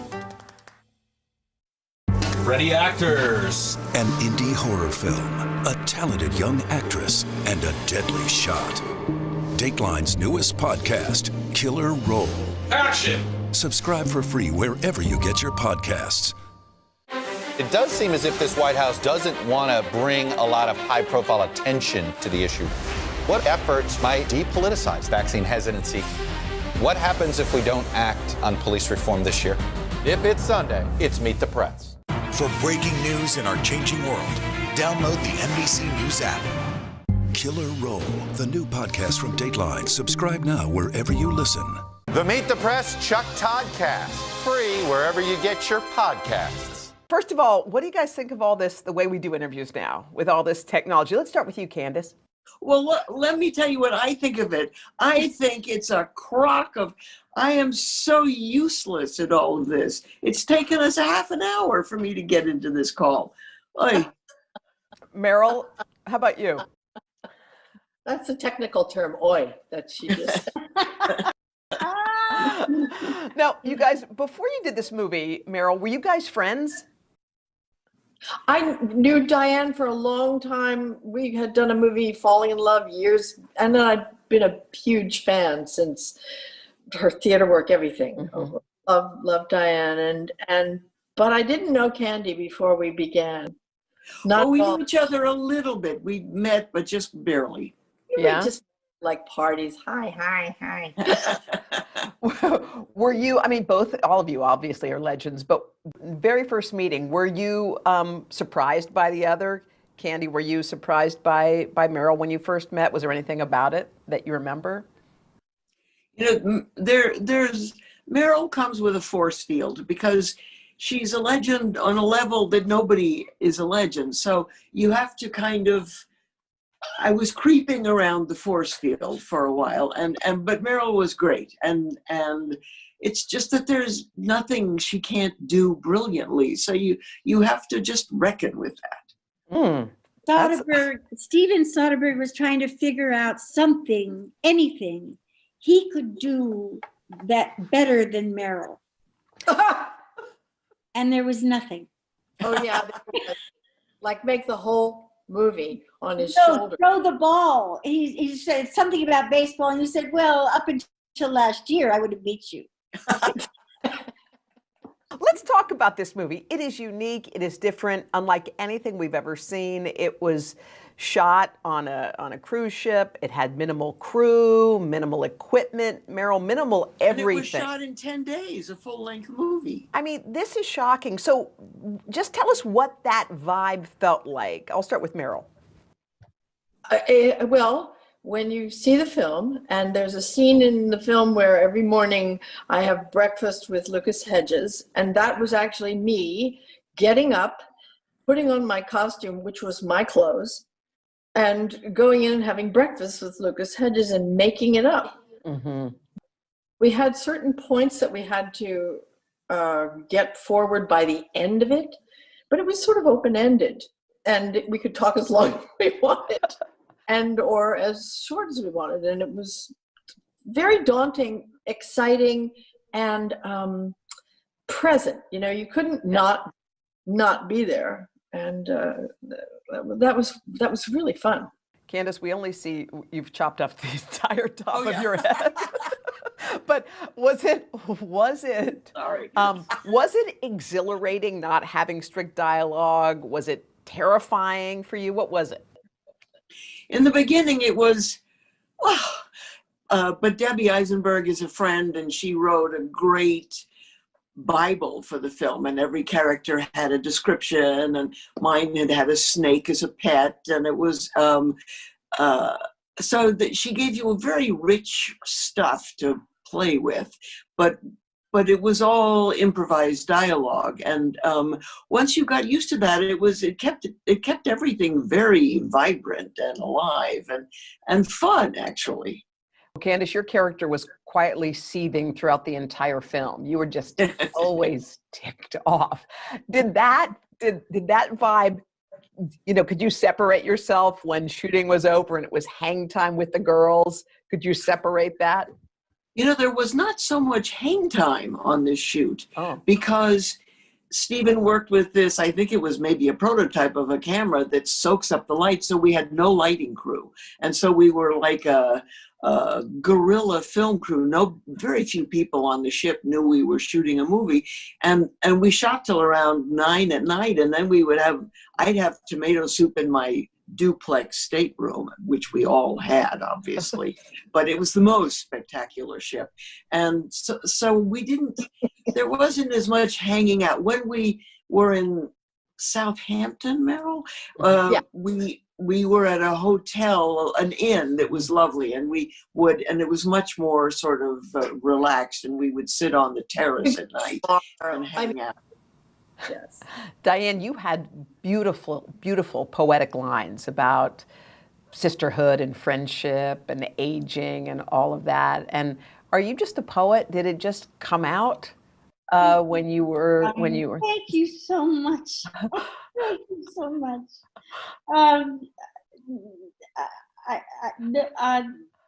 Thank you.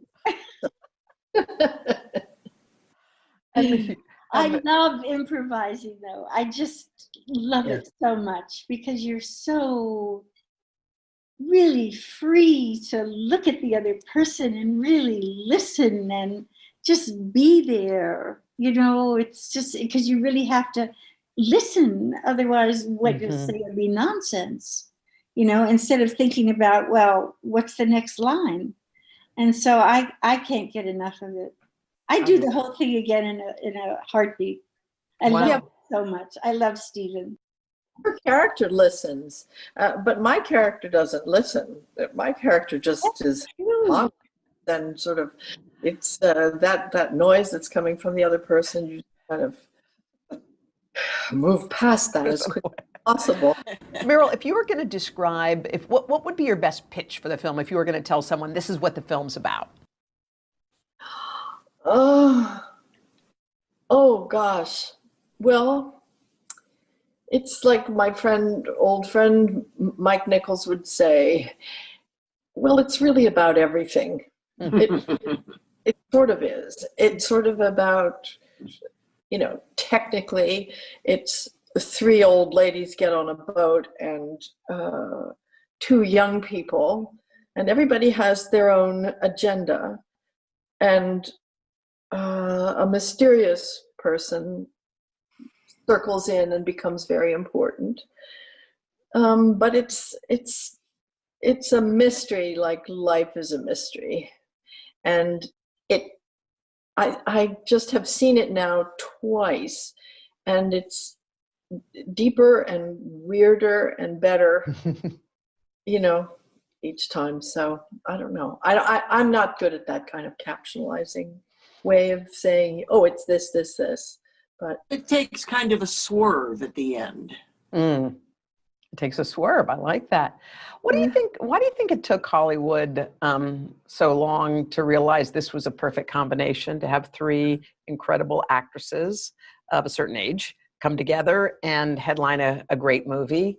Well, hello, there was the book club. Oh, yeah. Oh, right. But still few. A different kind of, yeah. This is Steven Soderbergh.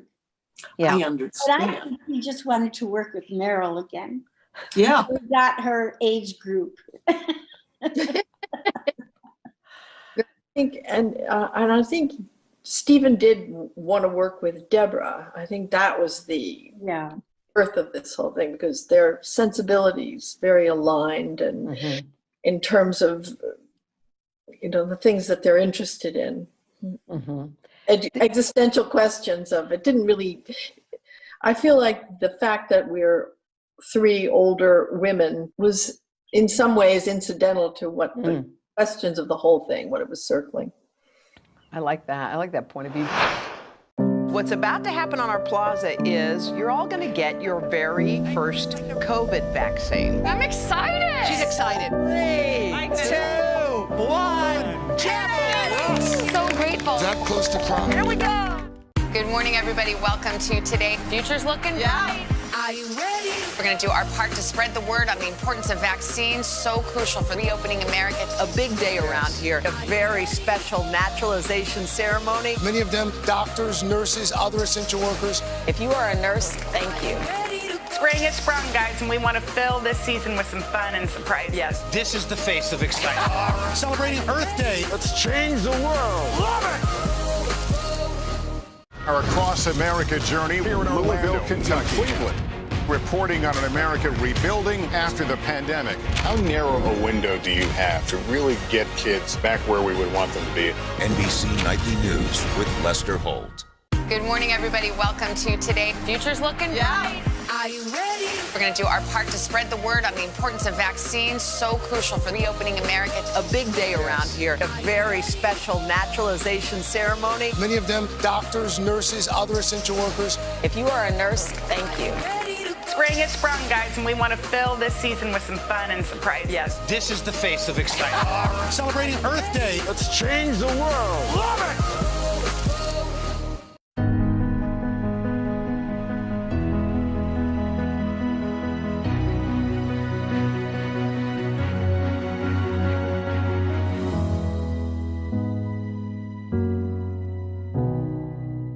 What's about to happen on our plaza is you're all going to get your very first COVID vaccine. I'm excited. She's excited. 3, 2, 1, champion! So grateful. That close to prom. Here we go. I mean, I was just speaking to friends and telling them that I was interviewing you. And we're all kind of in that same age bracket. Everyone's over 50, 60 in the age bracket of 70. And you guys always seem so confident and like you have everything together. But as a viewer who looks 5 minutes ago. You're so kind. Do you ever look in the mirror like the rest of us do and go like this? Yeah, if I could just. Do you ever do the? No. No. Candy, Not no. anymore. Tell me. Well, I just don't pay attention to it. I mean, it is what it is. And I don't think there's anything to be ashamed of getting older. I always love what Jessica Lange said. She said, see these? I've earned these. Sign of your life lived and all the sorrows, all the happiness. It's all written there.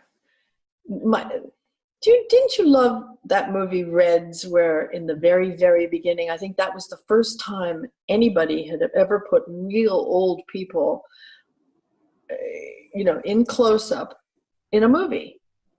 Maybe ever. That many, just talking about life. And I remember as a young person watching that movie, I thought, oh, man, that was revolutionary. It was really great, because there's something so evocative about those faces that have earned their place, I think it's beautiful. That is beautiful. What age do you feel inside? Diane, how about you? I think you feel the same inside as you go through the decades. Maybe, hopefully, a little bit more knowledgeable, but the same. There's a bit of you that just is who you are, and that never goes away.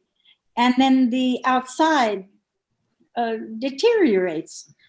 And so, that's what it is. Yeah. I'm kind of like you, Candy, too. I don't feel like I think about, I mean, I hope I don't, but. You don't have time, Hoda. You don't have time. We're busy. We got stuff going on. And life is short. Babies. We got babies. Yeah. And speaking of babies, we got a couple of new grandkids who popped up recently. So what does that feel like? Meryl, you popped up a quick picture of your cutie that I got to see while we were hanging out. Well, what does that feel like? Oh, it's great. It's great, and it's especially heartbreaking not to be able to be with them. Mm-hmm. Both my grandchildren are in California, and I'm on the East Coast shooting a film in Boston. But and I have one of my college roommates, they had a baby, her kids are in California. She's never seen this little girl. Maybe she's ever 6 months old now, 8 months old.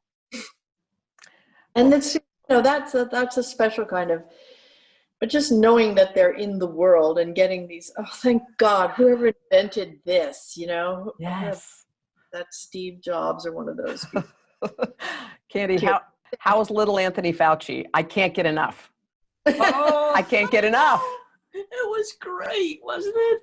My daughter ordered a 2-year-old lab coat. It was the smallest you could order. And she had Dr. Anthony Fauci embroidered on the pocket. And then she ordered a little tie and glasses. And I powdered his head with talcum powder. And he was a brilliant Anthony. And we were just hysterical. And then finally someone said, you guys can't do this. You're turning him into Charlie McCarthy. And we said, we are not. Oh, oh, wonderful, Candace. For breaking news in our changing world, download the NBC News app. Our week-long journey begins here in Orlando, Louisville, Kentucky, Cleveland. Our Across America journey, reporting on an America rebuilding and reimagining a future after the pandemic. Breaking news tonight, the ceasefire in the Middle East after 11 days of deadly violence. Richard Engel is on the ground. Do you think there's a connection between policing and racism? How narrow a window do you have to really get kids back where we would want them to be? NBC Nightly News with Lester Holt. I'm rolling up my sleeves for science, so I'll survive if I contract this virus. For family dinners, family vacations, family anything. For traveling somewhere beyond my living room. And for the Rebels, there is no greater feeling than being in the stadium and cheering on Ole Miss. And now it's your turn. Roll up your sleeves, America. Plan your vaccine, because every shot counts.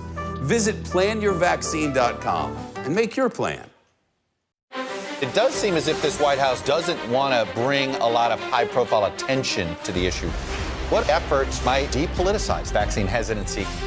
What happens if we don't act on police reform this year? If it's Sunday, it's Meet the Press. The Meet the Press Chuck Todd Cast, free wherever you get your podcasts.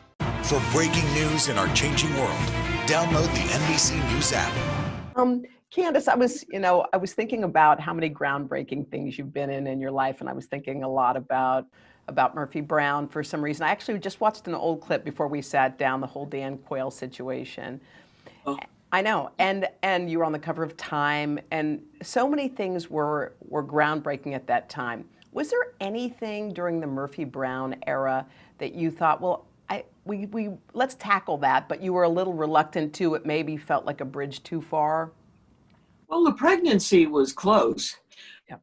And when you're doing a half hour that has a lot of, we were very dialogue intense because the show played very fast and we wanted to capture an East Coast newsroom energy. You don't really have time. I never watched the show because I'd go home and be with my daughter and my husband, but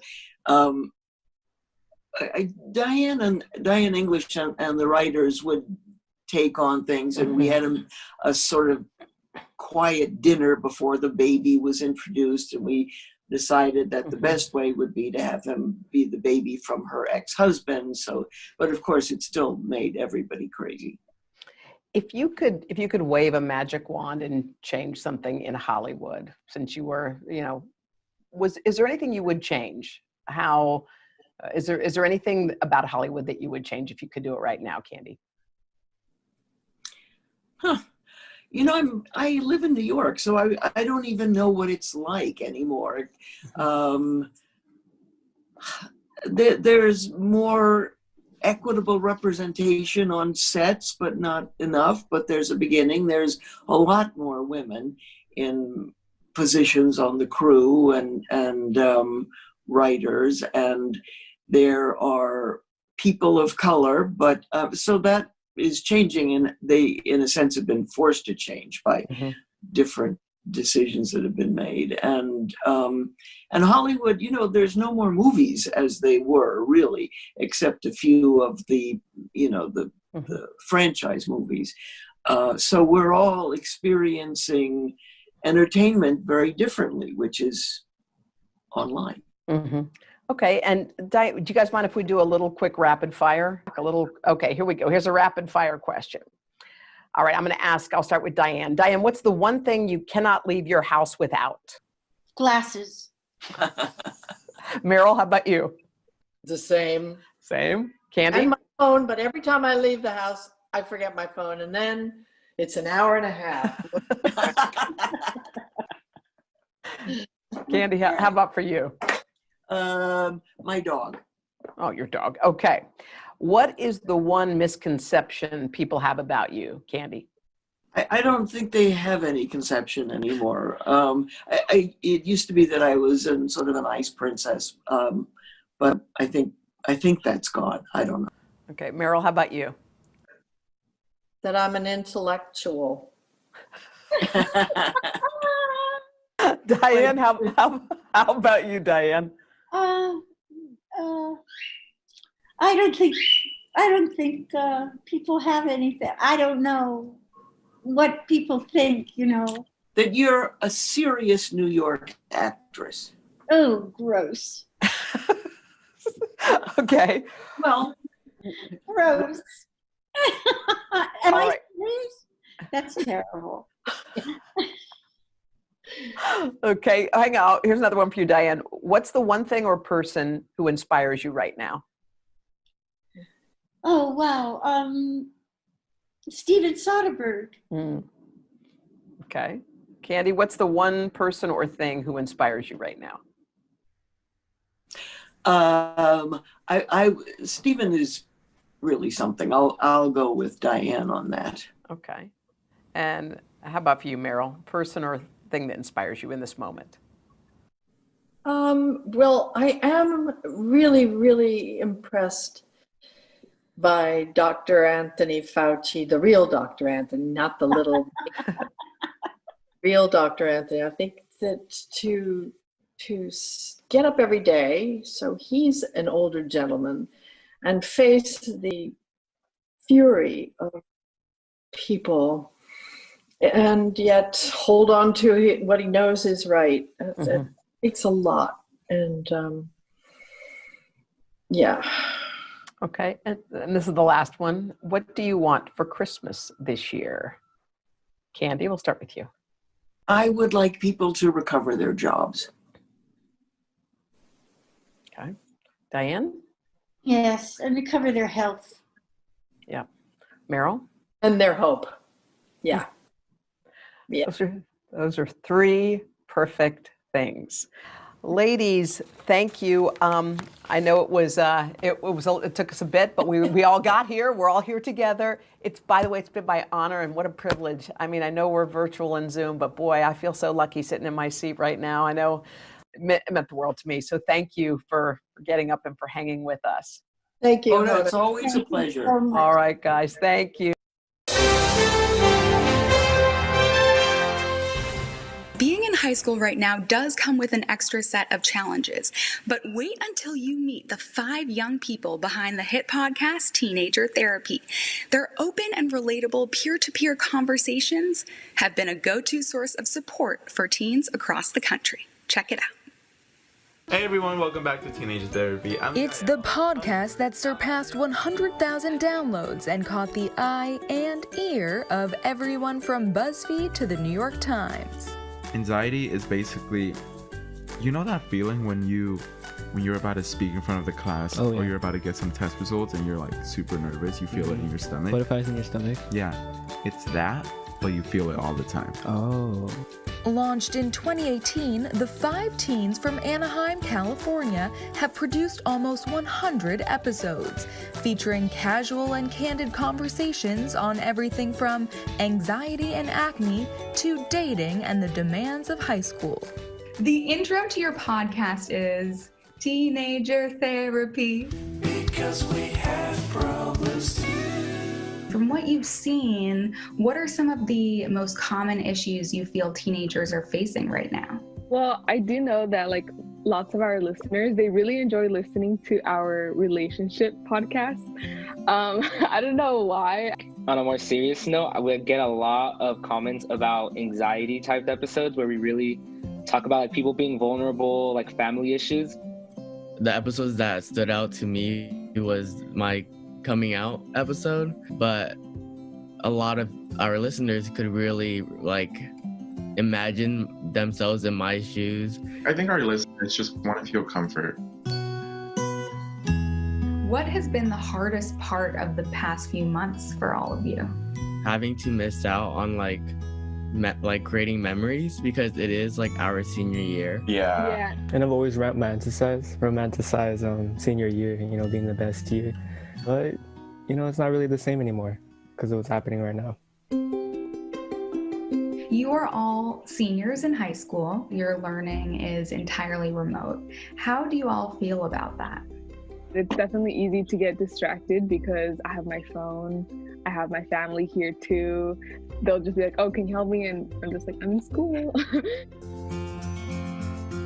Some parents have asked, how they can get their teens to even come to them with their issues. What can you say to that? I think you should be regularly checking up on them. Don't just check up on them whenever they're sad. Really try to be open-minded and just be as patient as possible. I think something my mom and a lot of moms in general do really well is they just know when you're sad. And every time she notices that in me, she always has are you okay? Something bothering you? But just the fact that I know she notices those things means a lot. And I think that's enough support for some of us. It's all about giving unconditional support, What do you think is the helpful thing to hear from a parent? And on the flip side, what do you think is the not so helpful thing to hear from a parent? Just be accepting, what they're feeling is real, and don't try to deny the existence of their emotions. I feel like parents, they compare their child to how they were when they were a child. And times are really, really different back then. Right now, it's really important to be vulnerable and accept us for who we are. But I have the utmost confidence in each and every one of you. You all are fantastic people. Thank you so much for having such an open and honest conversation with me. I know a lot of people will benefit from it. When someone says TikTok, we think of videos like this and this. But hidden among the dance challenges and debates about hair parts is a growing community of mental health professionals who are using the app as a megaphone to destigmatize therapy. You made it to the place where there isn't any drama. All I'm here to do is help you through your trauma. Nadia Desi is a licensed social worker, psychotherapist, and one of TikTok's most popular mental health resources. She started posting videos at the start of the pandemic. What inspired you to start TikTok therapy? I was getting so many messages from family and friends saying, I'm experiencing anxiety, I'm experiencing depression, my kid is really stressed. So I realized, okay, people are really struggling right now and they really need this information. Her stats 1 year in, 32 million likes, 3.1 million dedicated followers, most of them teenagers. I look back between the ages of 13 and 20, and I would have given anything just to hear a community talking about these weird, crazy thoughts that I was having and to normalize it immediately. I think Gen Z is the first generation that is really recognizing earlier what is happening because of all the resources that are out there. Do you think it's a good pathway to sort of more long-term in-person-to-person therapy? I do, yeah. I think seeing a video, being informed by the video, connecting to the video leads you to the next step. And in my practice, I would say 80 to 90% of my clients came from TikTok. That more traditional next step is what many mental health professionals hope the app will encourage. There really is no replacement for that in-person give and take where we can tailor the therapy to the person that needs it. While professionals say TikTok isn't a replacement for one-on-one therapy, many Gen Z teens like Lana, Chris, and Ella say it's helped them deal with stress, anxiety, and loneliness this past year. What do you think it is about these TikTok videos that really hits home? My attention span has shortened, and these 15 to 1 minute videos are just something that really grasps my attention when I don't feel like watching a whole TED Talk. My generation, Gen X, the old folks, we were either normal or crazy. When I was your guys' age, I was a nervous wreck. And I know now that I just had general anxiety disorder and panic attacks, but they weren't defined. Do your friends talk about therapy or mental health? I think definitely our generation is making strides to push for normalcy in terms of getting help. I can even see it with my grandparents. Like when I say, oh, I have a therapy session today, they kind of shift and get uncomfortable because... Right, like what's wrong with you? Yeah, but I learned to love myself with my anxiety. Help me help parents watching right now who have teenagers and they're really worried about them. How should parents approach their kids? I mean, I think that the most important thing for parents would be to be compassionate, right? Definitely sitting your child down, making sure that they know that they still love them and they will still care about them. So we don't create another environment where a whole nother generation goes with thinking that you're either crazy or not crazy. I would just like to add that if you're a parent, getting your child therapy is not a mark of you failing as a Great point. It's preventative action so that they don't have these dark emotions dragging them down for the rest of their life. You can change your kid's life now, so just be open-minded. You guys are all so smart, man. I have such faith in the future of this country if it's in the three of your hands.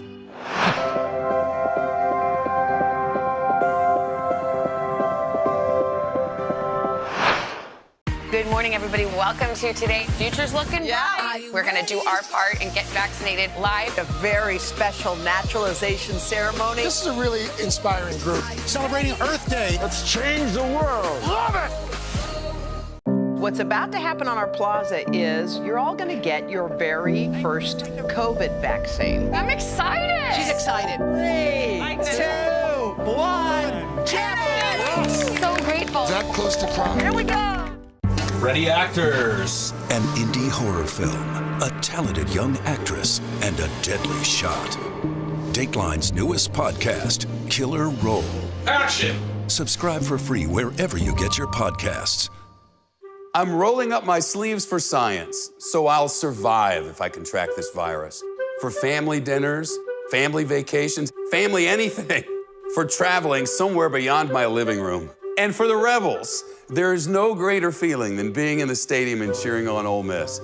And now it's your turn. Roll up your sleeves, America. Plan your vaccine, because every shot counts. Visit planyourvaccine.com and make your plan. Tonight, the CDC's new outdoor mask guidelines. What changed that allowed this new recommendation to be made?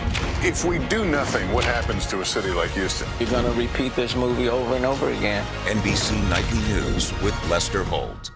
So this is for all of you. Help me help parents watching right now who have teenagers and they're really worried about them and they can't tell if they're just a little sad, a little blue, a little tired, or really are showing some signs of something that could be more than that. How should parents approach their kids? Well, I know that when I got approached with the idea of therapy, it was in a calm, not like invasive space. So definitely sitting your child down, making sure that they know that they still love them and they will still care about them, but introducing it slowly. Like, oh, there's a person I want you to meet, or, oh, I think we should start, openly communicating with the idea of therapy, or even just going on YouTube and looking up like what a therapy session could look like, and making sure that the child definitely feels comfortable, so we don't create another environment where a whole nother generation goes with thinking that you're either crazy or not crazy. Right. Wow, that's great. Well said. Chris, what about you? I mean, I think that the most important thing for parents would be to be compassionate, right? To kind of try to understand that we come from a different time than they do, and that all these problems necessarily aren't as bad as some might make them seem, right? And I also think that something that's super important is that, like, at least personally, right, I was very anti-therapy at the beginning, right? When my parents first came to me and they told me about this, I was like, no, I don't want to do this. And I think that that's something important for parents to accept. But then later on, like, I kind of came around to the idea, kind of got adjusted to it. And I thought that it would be a good idea. So I think that that parents should kind of approach their kids with this, but I definitely don't think that it should be something that's forced. Because the second that you force therapy or you force someone to do it like this, they're going to completely close off and it's not going to help at all, right? And then at that point, we're talking about like the spending of the money. You're just spending money for nothing at that point, right? And you're not benefiting from it. You're not getting anything out of it. So I think that the most important thing is that it should be a kid's choice on whether they want to get therapy or not. I think that's well said. And then adding on what Lana said, do it in an environment that's safe and it's loving. And it's like, hey, look, there's somebody you can go and talk to. Just try it. The experience might be fun. You might walk out of there feeling actually amazing and seen and heard and not awkward. So I think that's good advice. While I have all three of you, I just would be remiss if I just didn't ask, what else? Like, what else can we do for Gen Z? I mean, this TikTok therapy is a whole revelation for me, and I hope it helps people watching. Is there anything else we're missing that as older generations that we can do to help you guys?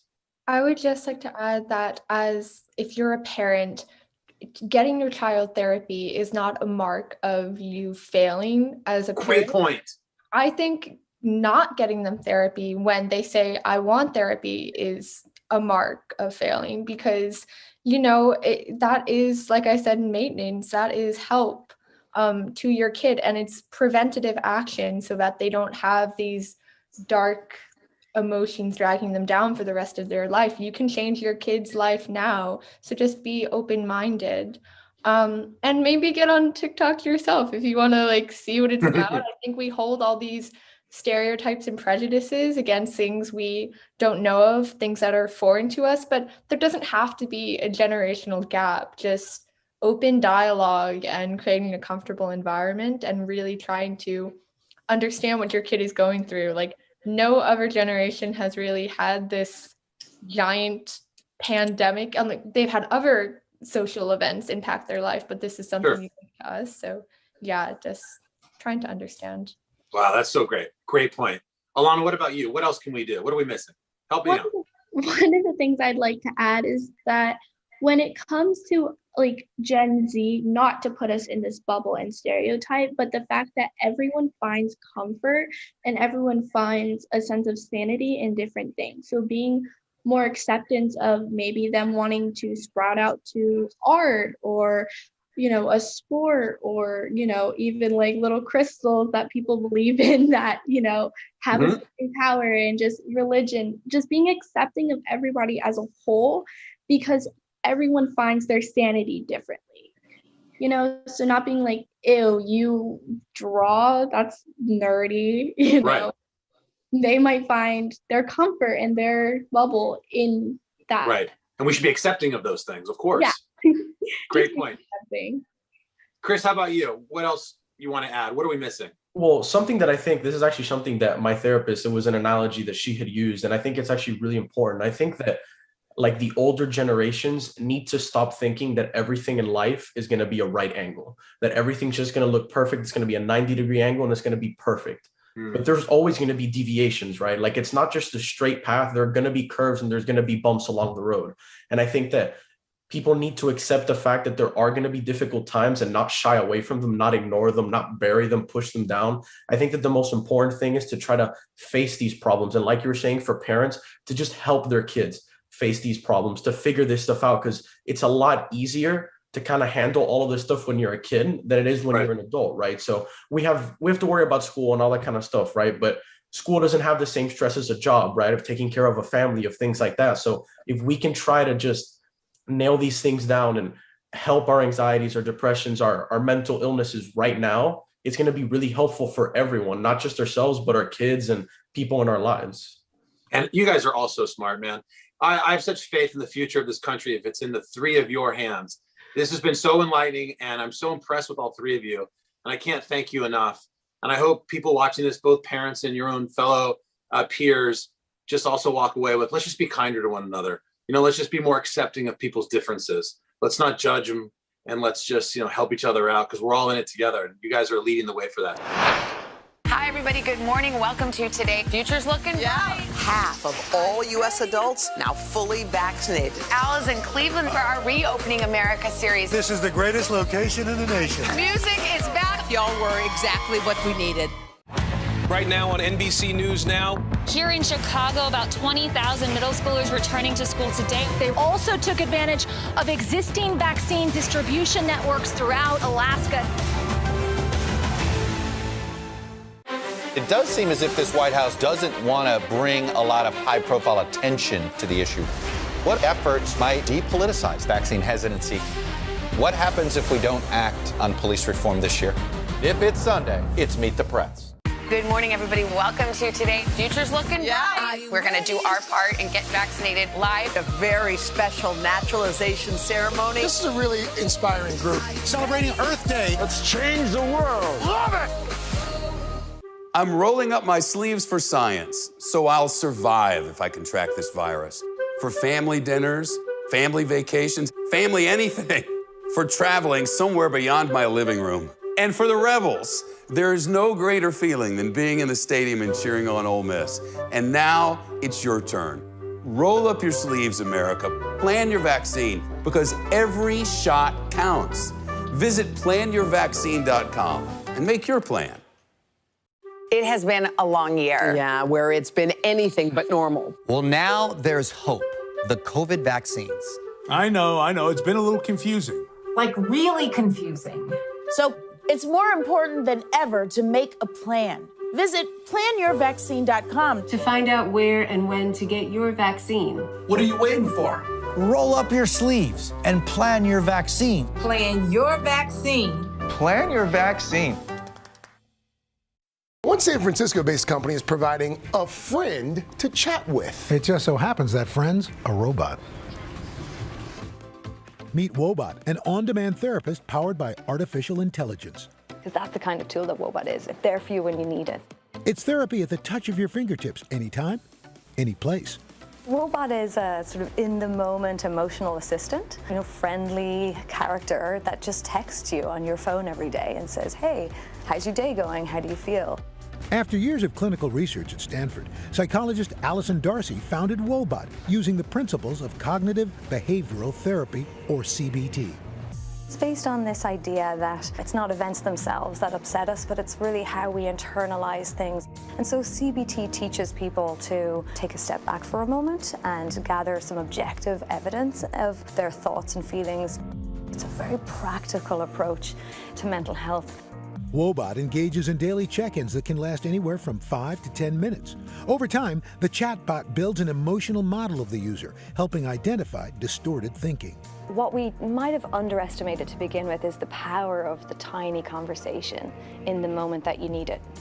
Being able to reach out to something that says, hey, hang on a second, let's talk through this. It has the potential to just kind of stop that negative spiral. I think of what we've learned in the psychological field is that it is these tiny adjustments over time that make a really big impact.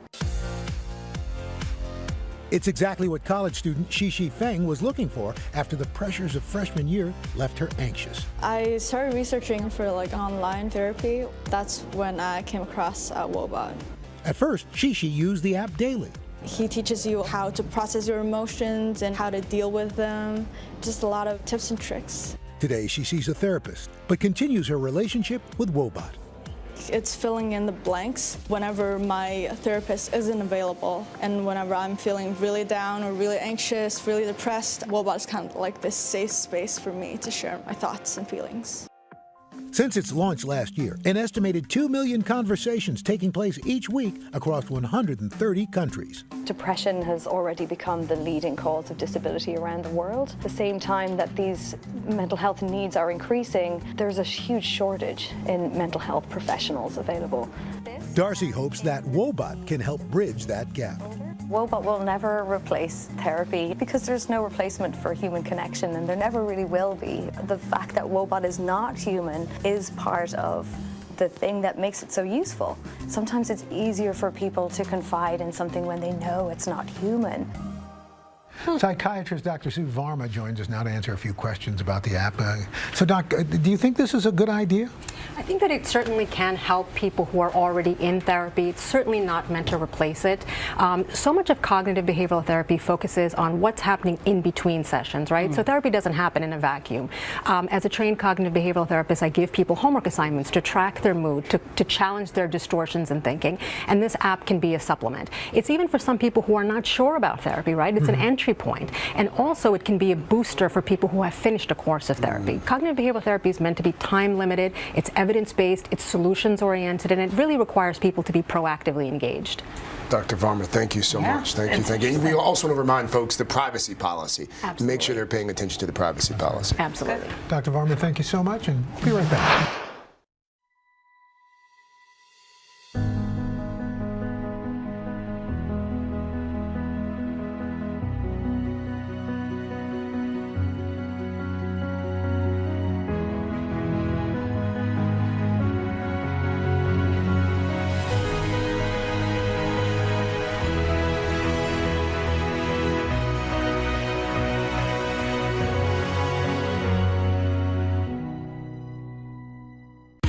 Good morning. Welcome to Today. Future's looking bright. Are you ready? Half of all U.S. adults now fully vaccinated. A huge lift is underway for one of the most celebrated cities in this country, Cleveland, Ohio. Yes. This is the greatest location in the nation. We're having a baby. Wow. The big reveal is under the lid. Hey now. Things are looking brighter, so we want to help you find the fun in 21. Music is back. Y'all were exactly what we needed. For breaking news in our changing world, download the NBC News app. I joined Ellen on her set. What's been a difficult year for her personally and for her show. Very few people go through such huge public humiliation. How can I be an example of strength and perseverance if I give up and run away? Killer Roll, the new podcast from Dateline. Subscribe now wherever you listen. The Meet the Press Chuck Toddcast, free wherever you get your podcasts. The big thing that brought me to Summit Achievement was how withdrawn I was. I had a lot of issues with self-control and with substance abuse. I'm actually here because of my video game addiction. My anxiety and depression were at a point where I would just spend like most of my days in my room, like only coming out for like breakfast, lunch, and dinner, wasting my life away.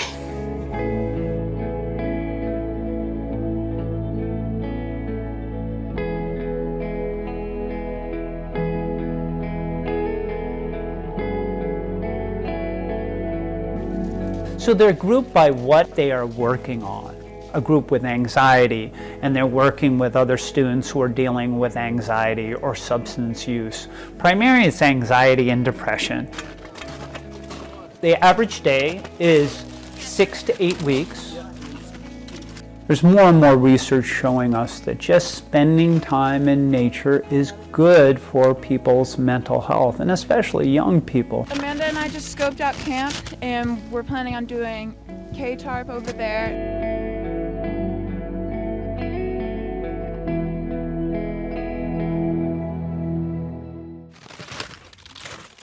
I started in the field as a clinical social worker at a mental health center. Then I went on to work at a boarding school. I was a therapist and also ran a lot of the outdoor programming.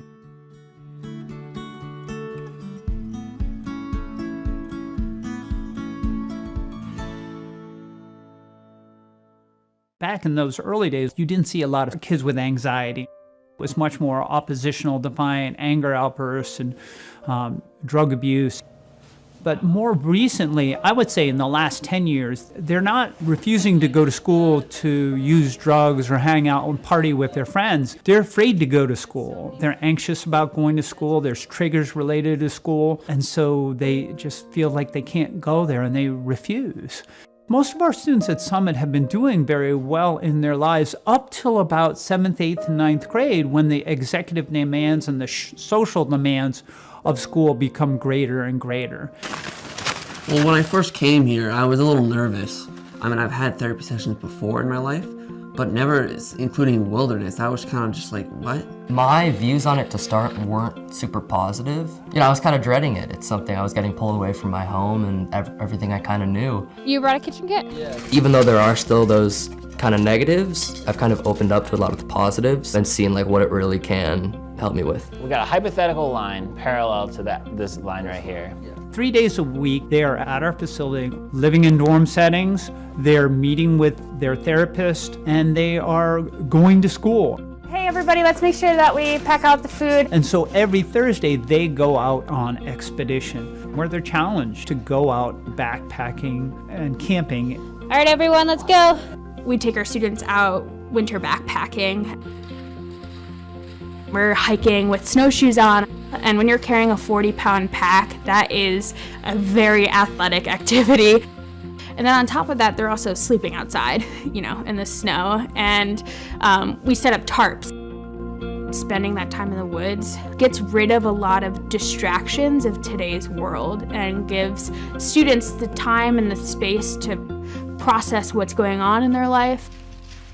It seems pretty absurd if you're hearing about it for the first time, but a big part of it is just sitting with the discomfort of being out there, being able to just witness really beautiful things. Harnesses look good. When you're out in the woods, you just realize that it's just you, your team, and the wilderness around you. It's a little scary at first, but having the open sky around you, trees all around you, like, it's amazing. Every expedition is about resiliency. It's about self-worth. It's about confidence. And they have to learn how to take care of themselves. And that's what we have to do in life. And we have to learn to deal with difficult situations. Maybe we can do like a little emotional check-in of where we're at right now. Everyone's here because they have issues that they're dealing with. And we like to talk about those issues when we're on trail. I meet with students for at least 3 hours face-to-face a week. We're right there alongside them. We will hike with them. We will eat dinner with them. And that relationship building process is so important, and that we're not asking them to do anything that we wouldn't be willing to do.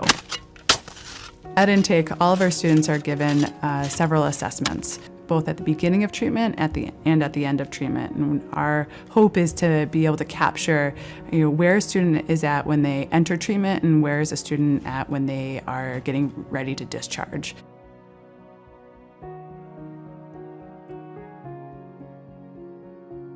Working with my therapist here, I have gotten a bunch of coping skills and ways to calm down myself when I'm in a episode or something, or like a panic attack.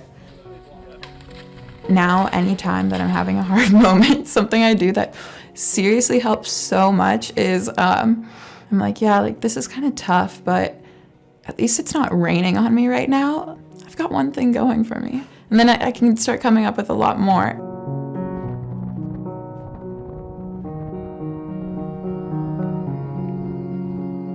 When insurance companies start reimbursing more and more, there'll be more wilderness programs. There's a recent study by the University of New Hampshire that is showing that it's actually less expensive with less relapse if a young person goes to wilderness therapy than a traditional facility. And I think we're all coming to the realization that sitting in an office with an adolescent isn't all that effective. There is nothing like summiting a mountain and seeing a view to make you feel really good. Whenever we would get to the top of a mountain, I would like take some space and like go sit down and just like look out. And I would flash back to like my room, like just looking at the wall, like that's not beautiful. And I look out in front of me and just see like this beautiful landscape. I'm like, okay, so this is what the world has to offer.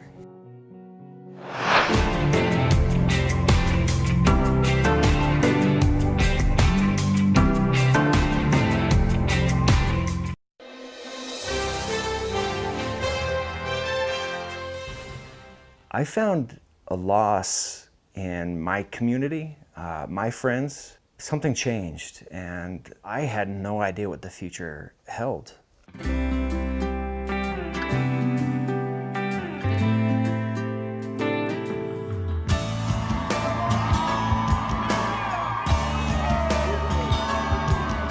50 years after those riots right across the street at the historic Stonewall Inn, undeniably, a lot of progress has been made. Well, now, a group of dads, religious dads in fact, creating a community so their kids are loved and accepted.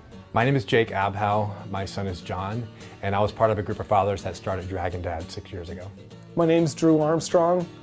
I'm Tyler's dad, and I've been a Dragon Dad for 6 years. I'm Dave Jensen. I'm the father of Natalie Jensen and Cooper Jensen, and I've been in Dragon Dads for 3.5 years.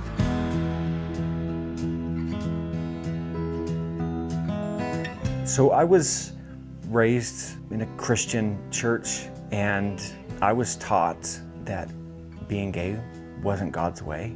I feel blessed a few months before Natalie came out to us that my wife and I had a change of heart. We were able, to the best of our ability, be as level-headed and loving as possible. We were very upfront saying, I have no idea what I'm doing, but I love you. I love you a whole lot. And he always made that really, really clear that he still loved me. So we spent a lot of time with Natalie asking questions. And in fact, we have a swing in the front of our house, which later by my son has started being referred to as the gay swing. Because every time we were on the swing, sitting with Natalie, we were talking about LGBTQ issues. Over time, he started to realize things within himself. But it really means something to me because he's just, I just love him a lot. As you support your LGBTQ kids, I found a loss in my community, my friends. It was a struggle I needed friends. I needed people who were in the same place in life as I was. In 2013, my wife and I were active members in the Mormon Church. My son was 13 at the time, and essentially kind of came to the realization that he probably was gay. We were looking for community. We were looking for other people that were going through similar things that we were going through, and so literally I went online one day and just formed a Facebook group called A Dragon Dads. Papa Dragon sounded a little bit too much like Papa Smurf to me. Dads just has a little bit more of a loving appeal to it. The Facebook itself started with about 5 or 6 members. Within a year, we grew to maybe 30. Being part of this Facebook group has really helped a lot of us reestablish that community that we felt when we were members of either whether it was Mormonism or another religious organization. What's the purpose of Dragon Dads in the simplest of terms? We help other dads know how to parent a gay, lesbian, trans child. We really just try to be there for each other. And I think people maybe tend to overlook that. When you're coming from a conservative background and you've got a kid that, you know, is LGBT at some level, there's things in your community that you kind of have to face and deal with that you maybe don't think about. What does your son think about all of this? He thinks I'm gayer than he is. He's like, Dad, you go do that thing. He's like, I'm just gonna live my life. But he appreciates it. Yeah, well, I think that's the point. I mean, that's what we're trying to do here. For him, he's living a life that's just his life. It wasn't so much that I found Dragon Dads, it was I found these guys that are like me and let's do something with it. I think just like it is for our kids, when our kids find a group of people that they can belong with, they go, oh my gosh, these people are dealing with the same stuff that I am. Having people that you say, you know, these are my people, I identify with these guys, it makes a difference. Hey gentlemen, can I get everybody's attention? No. Welcome to breakfast. I started putting out on Facebook an Affirming Fathers breakfast, and other dads just started coming. I know how much being able to sit down with other dads and talk things through without a filter, I know how much that meant to me. We go out for breakfast, we eat, we're friends. We enjoy each other's company, we talk about things that are going on in our kids' lives, and have a community. Brian Taylor from Querétaro, Mexico. I have a trans daughter that came out 2.5 years ago. I know I connect with a lot of you online, but it's good to meet some of you in person today. I feel honored to be a part of this group, to be associated with all of you. My name is Mark, and I've also just joined this group. My name is Phil Berry, got a 17-year-old gay son, Abram. Fresh eggs. You wanna get some more? We had known since he was much younger that he was likely gay. Just to make things easier for him, we just wrote him a note and slid it under his pillow. There's much more where this came from. In the meantime, know that you are a beautiful, wonderful, and likable young man, and I'm proud to call you a friend. Signed, Dad. Has that changed in 5 years? No.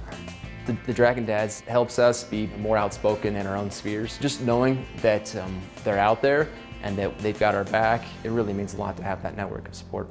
Today is a little bit different because we have Pride starting today, right?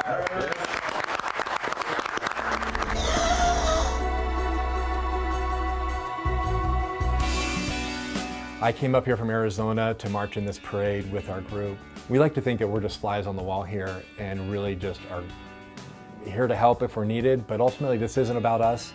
Marching down that street, there's a love in that group that I don't know where else I've felt that, a certain amount of acceptance. Walking in the parade with your dad is basically him being like, yes, look at me world, I'm an awesome dad. He's over here like trying to change the world, and it's really cool. Dragon Dads exists to bring education and awareness to other fathers. We're hoping that there are other fathers that are coming in and maybe dipping their toe in the water a little bit to see what's out there and what they can learn. And that's what our group's for. People need an example. I think that's what we really want to do, is set a good example for dads of as to this is how you father, this is how you parent an LGBT kid. Good morning, everybody. Welcome to Today. Future's looking bright. Are you ready? We're going to do our part to spread the word on the importance of vaccines, so crucial for reopening America. A big day around here, a very special naturalization ceremony. Many of them doctors, nurses, other essential workers. If you are a nurse, thank you. Spring has sprung, guys, and we want to fill this season with some fun and surprises. Yes. This is the face of excitement. Celebrating Earth Day. Let's change the world. Love it! Ready, actors. An indie horror film, a talented young actress, and a deadly shot. Dateline's newest podcast, Killer Roll. Action! Subscribe for free wherever you get your podcasts. It has been a long year. Yeah, where it's been anything but normal. Well, now there's hope. The COVID vaccines. I know. It's been a little confusing. Like really confusing. So it's more important than ever to make a plan. Visit planyourvaccine.com to find out where and when to get your vaccine. What are you waiting for? Roll up your sleeves and plan your vaccine. Plan your vaccine. Plan your vaccine. I joined Ellen on her set. What's been a difficult year for her personally and for her show. Very few people go through such huge public humiliation. How can I be an example of strength and perseverance if I give up and run away? Addison, you're only as pretty as you treat people. I hurriedly scribbled something on a Ziploc bag while I was making her lunch, slipped it in her bag, not thinking anything of it, and kind of the rest is history.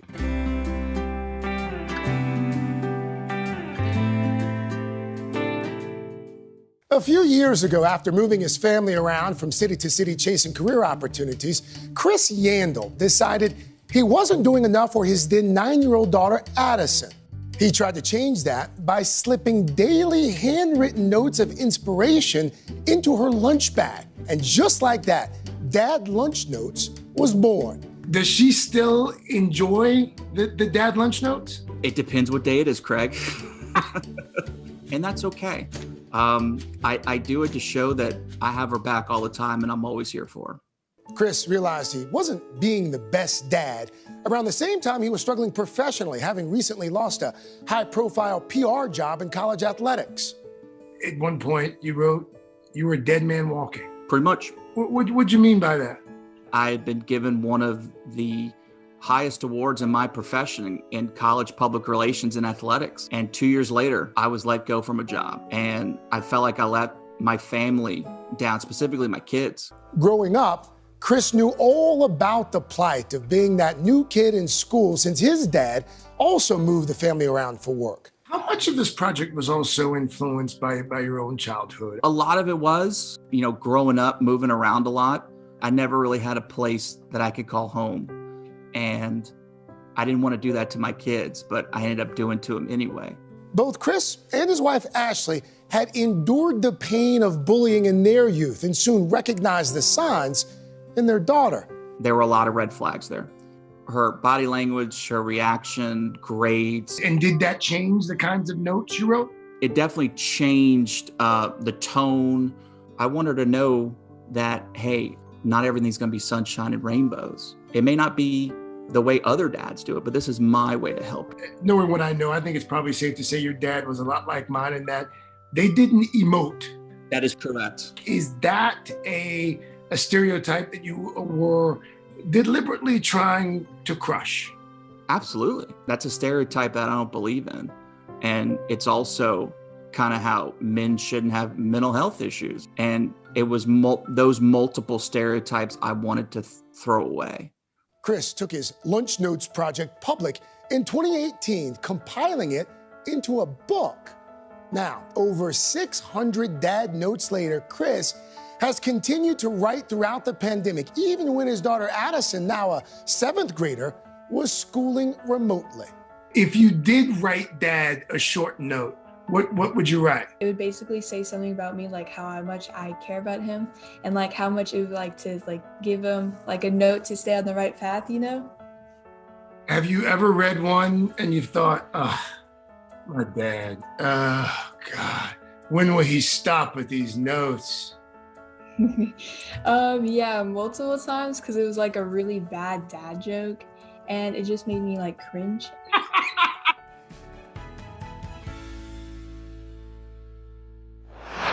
Let me learn a little bit, and I'm gonna have you all the way together, like mommy be having you together. Let me check you out. Let me see you. Oh, okay, let me see.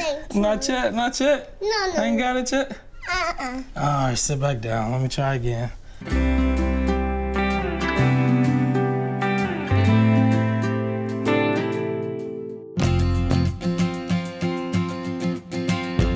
So one way dads are trying to stay involved in their kids' lives, doing their daughter's hair. This is actually my barbershop here at 30 Rock. But dads aren't just taking their sons to the barbershop anymore. No. Dads are actually doing their daughter's hair as a way to form a lasting relationship as they braid. I'm Frank Whitfield, and we have 3 beautiful daughters, Octavia, Sophia, and Eliza. My name is Ricardo Benson. My daughter is Colby Benson. Outside Cleveland, Ohio, 2 dads are tackling the tresses of their daughters, or at least trying to. Oh, tired. I'm tired. On my back. I recently made a huge decision to resign from my job, so I'm around a lot more the house, and I want to be able to chip in and help out with the kids with their hairs. I came into Octavia's life when she was 8 years old, so I went from single to married with a daughter. Immediately I had to learn how to figure out how to do her hair when we wanted to go out somewhere. And Sophia, she doesn't let me do her hair yet because she doesn't feel like I'm good enough yet. And Eliza, she doesn't know any better, so I get a chance to do her hair quite often. I'm gonna keep that out there. I'll brush you together right here. You all right? Yeah. We all find our unique things that we do together. And so even when they're doing each other's hair, I'm sitting amongst them talking to them. So, hair is a big part of this house, and a lot of households, hair is a key part of it. So we get that bonding opportunity often, whether I'm doing the hair or not. We often get a chance to bond around it. My daughter is my world. Everything I do is for her. The combing, the brushing, it's not about looks, but about time together. When we do her hair, we do it at night. We sit on the couch, we watch a movie, she'll read a book. And it's just time for us to really just sit down and talk about how her day was going. It's a bond for sure. I want my daughter to understand that she can talk to me about anything. And sometimes that's when I get things that I don't hear about her day. She's more relaxed at that time and she opens up a little bit more. It hurt? Okay. Her hair is so curly, it's kind of hard to do sometimes. What could I do better? Braids? The twist? Just the side pony. But at the same time, I want to be able to provide that for my daughter as well. I just hope that I can continue to put that smile on my daughter's face after I do her hair and her really like it. And me not be like, Daddy messed up on this one. Let's start over. That's where Taya Riggins comes in. She owns Naturally Me Studios and holds quarterly workshops teaching Frank, Ricardo, and others how to perfect their ponytails. I actually deal with a lot of male clientele. They'll come to me and they say, hey, T, can you help me with my daughter's hair? And because I have a passion for hair and a passion for teaching, I thought that would be a great opportunity to step in, because we expect dads to be about sports and we expect them to be about other things, but there are things that you can do with your child. Doing hair is actually really fun and interactive. I decided to take this class just so I could be better at doing her hair, not hurting her, pulling her hair out, and learning how to braid. Well, I think that's the challenge. People don't want you to practice on them. It's like they want you to have it right. So classes like this give me a chance to figure it out. I hold the brush right here at the base because it makes it easier and you're not yanking. Before I took the class, I was the king of the ponytail. So just, brush it all the way back. Try your best to squeeze it and put the rubber band around it. I still haven't figured out the braiding though. A lot of them come out a little bit like the Pippi Longstocking. Sticking straight out of the head instead of actually laying down. I feel like it seems easy, grabbing 2 strands and twisting them tight. The last time I tried, I failed, so I ended up going back to the ponytail. So it's like, all right, I gotta master this thing. So this is also a trend that's becoming more and more popular. You've got dads on YouTube learning how to do their daughter's hair. You've got dads teaching other dads how to do their daughter's hair. Now you've got this former NFL player named Matthew Cherry. He's written a book called Hair Love, highlights all of it. Why do you think this particular story resonates with so many people? I just thought, you know, the father-daughter dynamic was so unique. Just this combination of like all these viral videos of black fathers doing their daughter's hair. These videos were going viral because people weren't used to seeing these images. They thought it was like an anomaly. And so with this, I just want to make sure that hopefully just normalize it. And, you know, right now, I think in 2019, like, you know, the gender norms are going away. What do you want people to take away from the book?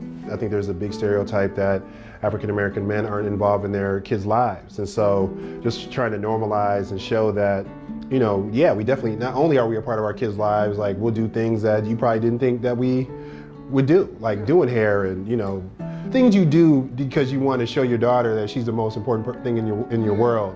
And so I think that really is the messaging behind it. But for those dads back in Ohio, it's the daily practice, the small moments with their girls that they treasure. I wouldn't change it for the world, whether I'm messing up or it looks great, you know? Every moment that I get with my daughter that's all that matters. Being a father, it's about being present. It's important that they feel that love and that they feel that care and protection as a father. And I think things like being able to do their hair are just pluses. It shows that, hey, I want them to feel and look beautiful. The ability to bond with your daughters like this is something that is irreplaceable. The Meet the Press Chuck Todd Cast, free wherever you get your podcasts.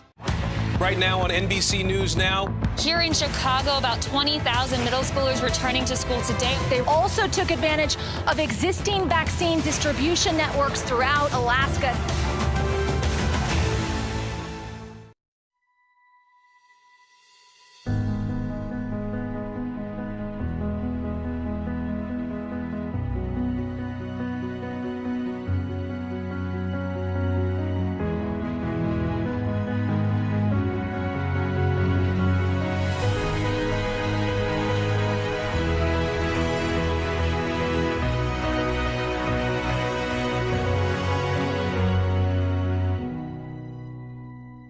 The Meet the Press Chuck Todd Cast, free wherever you get your podcasts.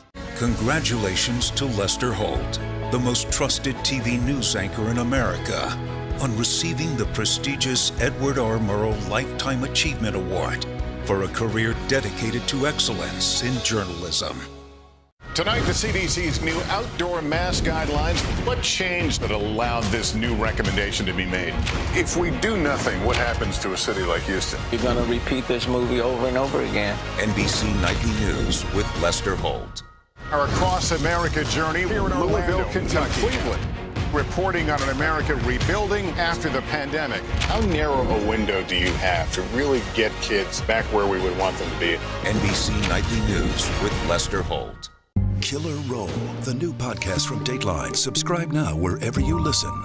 Congratulations to Lester Holt, the most trusted TV news anchor in America, on receiving the prestigious Edward R. Murrow Lifetime Achievement Award for a career dedicated to excellence in journalism. We haven't spent this much time together, have we? No, we haven't. How's it been? It's been pretty, yeah? Pretty good. You think so? Yeah. You sure? I'm sure. So I haven't annoyed you at all? No. You sure? Because of the pandemic, I'm home a lot more than I used to be. In their minds, if you're working at home, you're not really working. You belong to us. For me, it's fantastic. Smaller kids need, when they see mom and dad, and they went, Nick is like, hey, how you doing, Dad? Got a studio in the house. I've got to go downstairs and do the show. Like my daughter has literally said, no, you don't, Daddy. You don't have to do that. Why am I arguing with a 3-year-old? This is what it's all about for me. Daily Squad right here. I want them to be comfortable in their own skin. I want them to be happy. But most of all, I want them to know how loved they are. I've loved being around him. My only regret is my other 2 kids aren't here. Hey, what do you like most about Daddy? Gave you Lucky Charms this morning. I gave you Lucky Charms this morning? You weren't supposed to tell anybody that. Getting into that pattern, that Mr. Mom pattern. I think I wear it well, I think. Working from home is like some people rave about it and they're like, oh, we're never going back to the way it was. We have to go back to the way it was. Can't happen.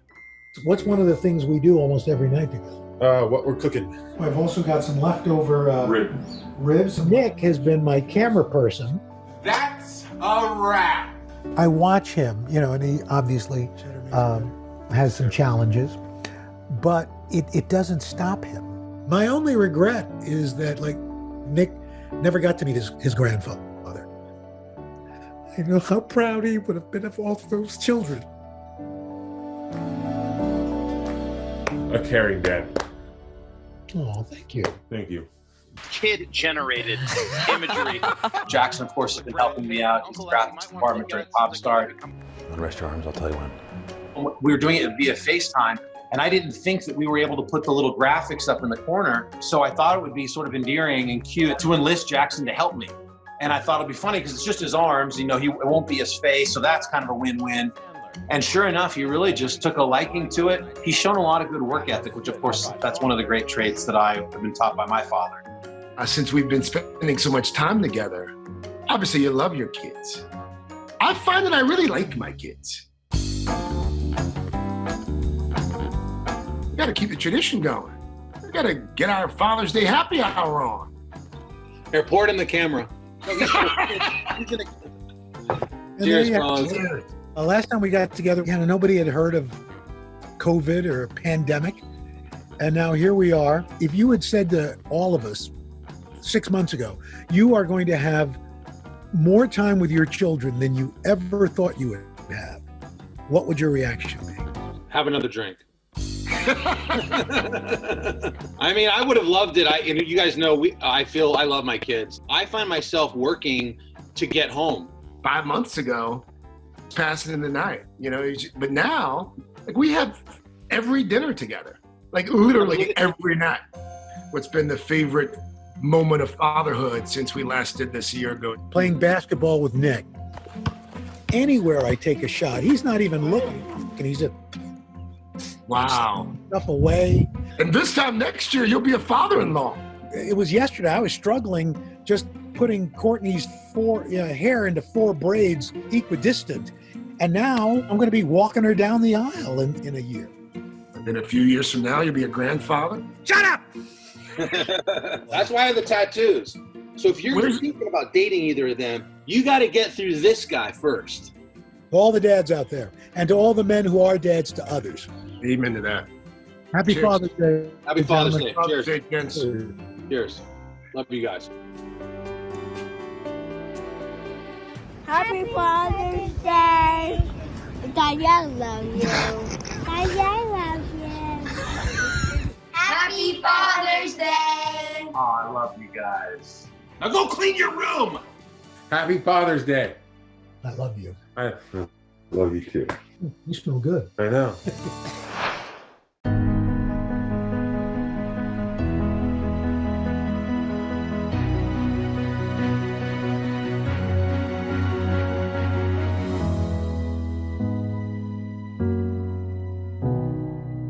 Killer Roll, the new podcast from Dateline. Subscribe now wherever you listen. It has been a long year. Yeah, where it's been anything but normal. Well, now there's hope. The COVID vaccines. I know. It's been a little confusing. Like really confusing.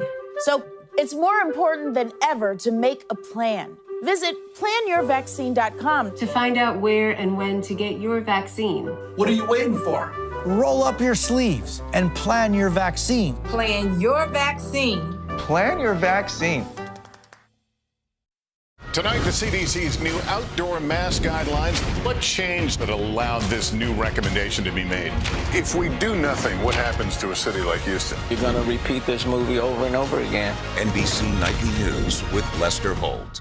Hi, everybody. Good morning. Welcome to Today. Future's looking bright. Half of all U.S. adults now fully vaccinated. Al is in Cleveland for our Reopening America series. This is the greatest location in the nation. Music is back. Y'all were exactly what we needed. The Meet the Press Chuck Toddcast, free wherever you get your podcasts. For breaking news in our changing world, download the NBC News app. Hoda, you're back. We're ready for a booth. All right, got a good one for you. All right, do you guys remember that scene from that rom-com Love Actually? The guy holds up the cardboard signs and he tells the woman he loves her. Well, A young woman in England used that same technique to share some exciting news with her dad. The signs read, "What do you get a dad who has everything?" The answer was a promotion. And then, here's what came next.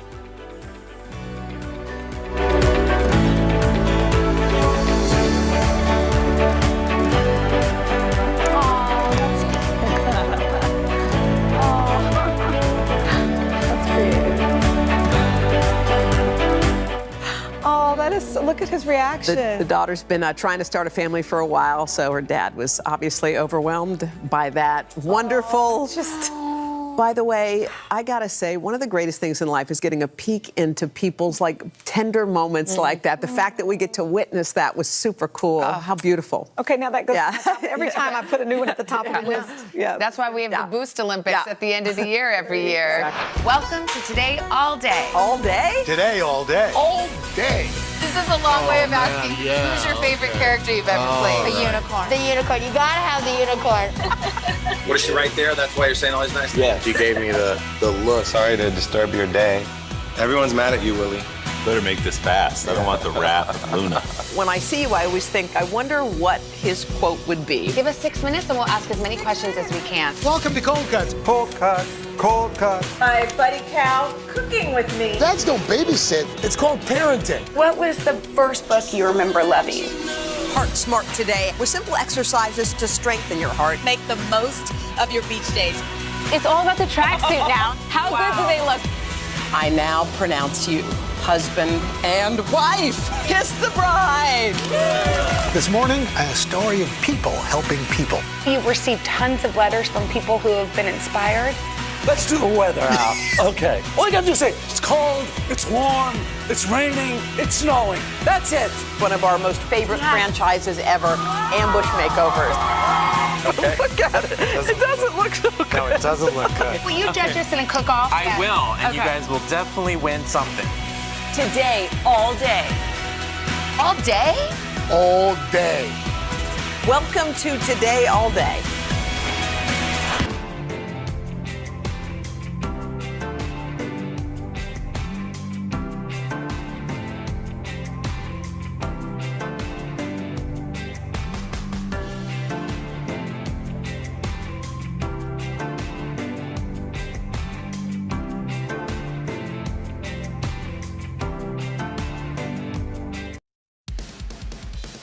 Hi, friends in Today All Day land. Hope you're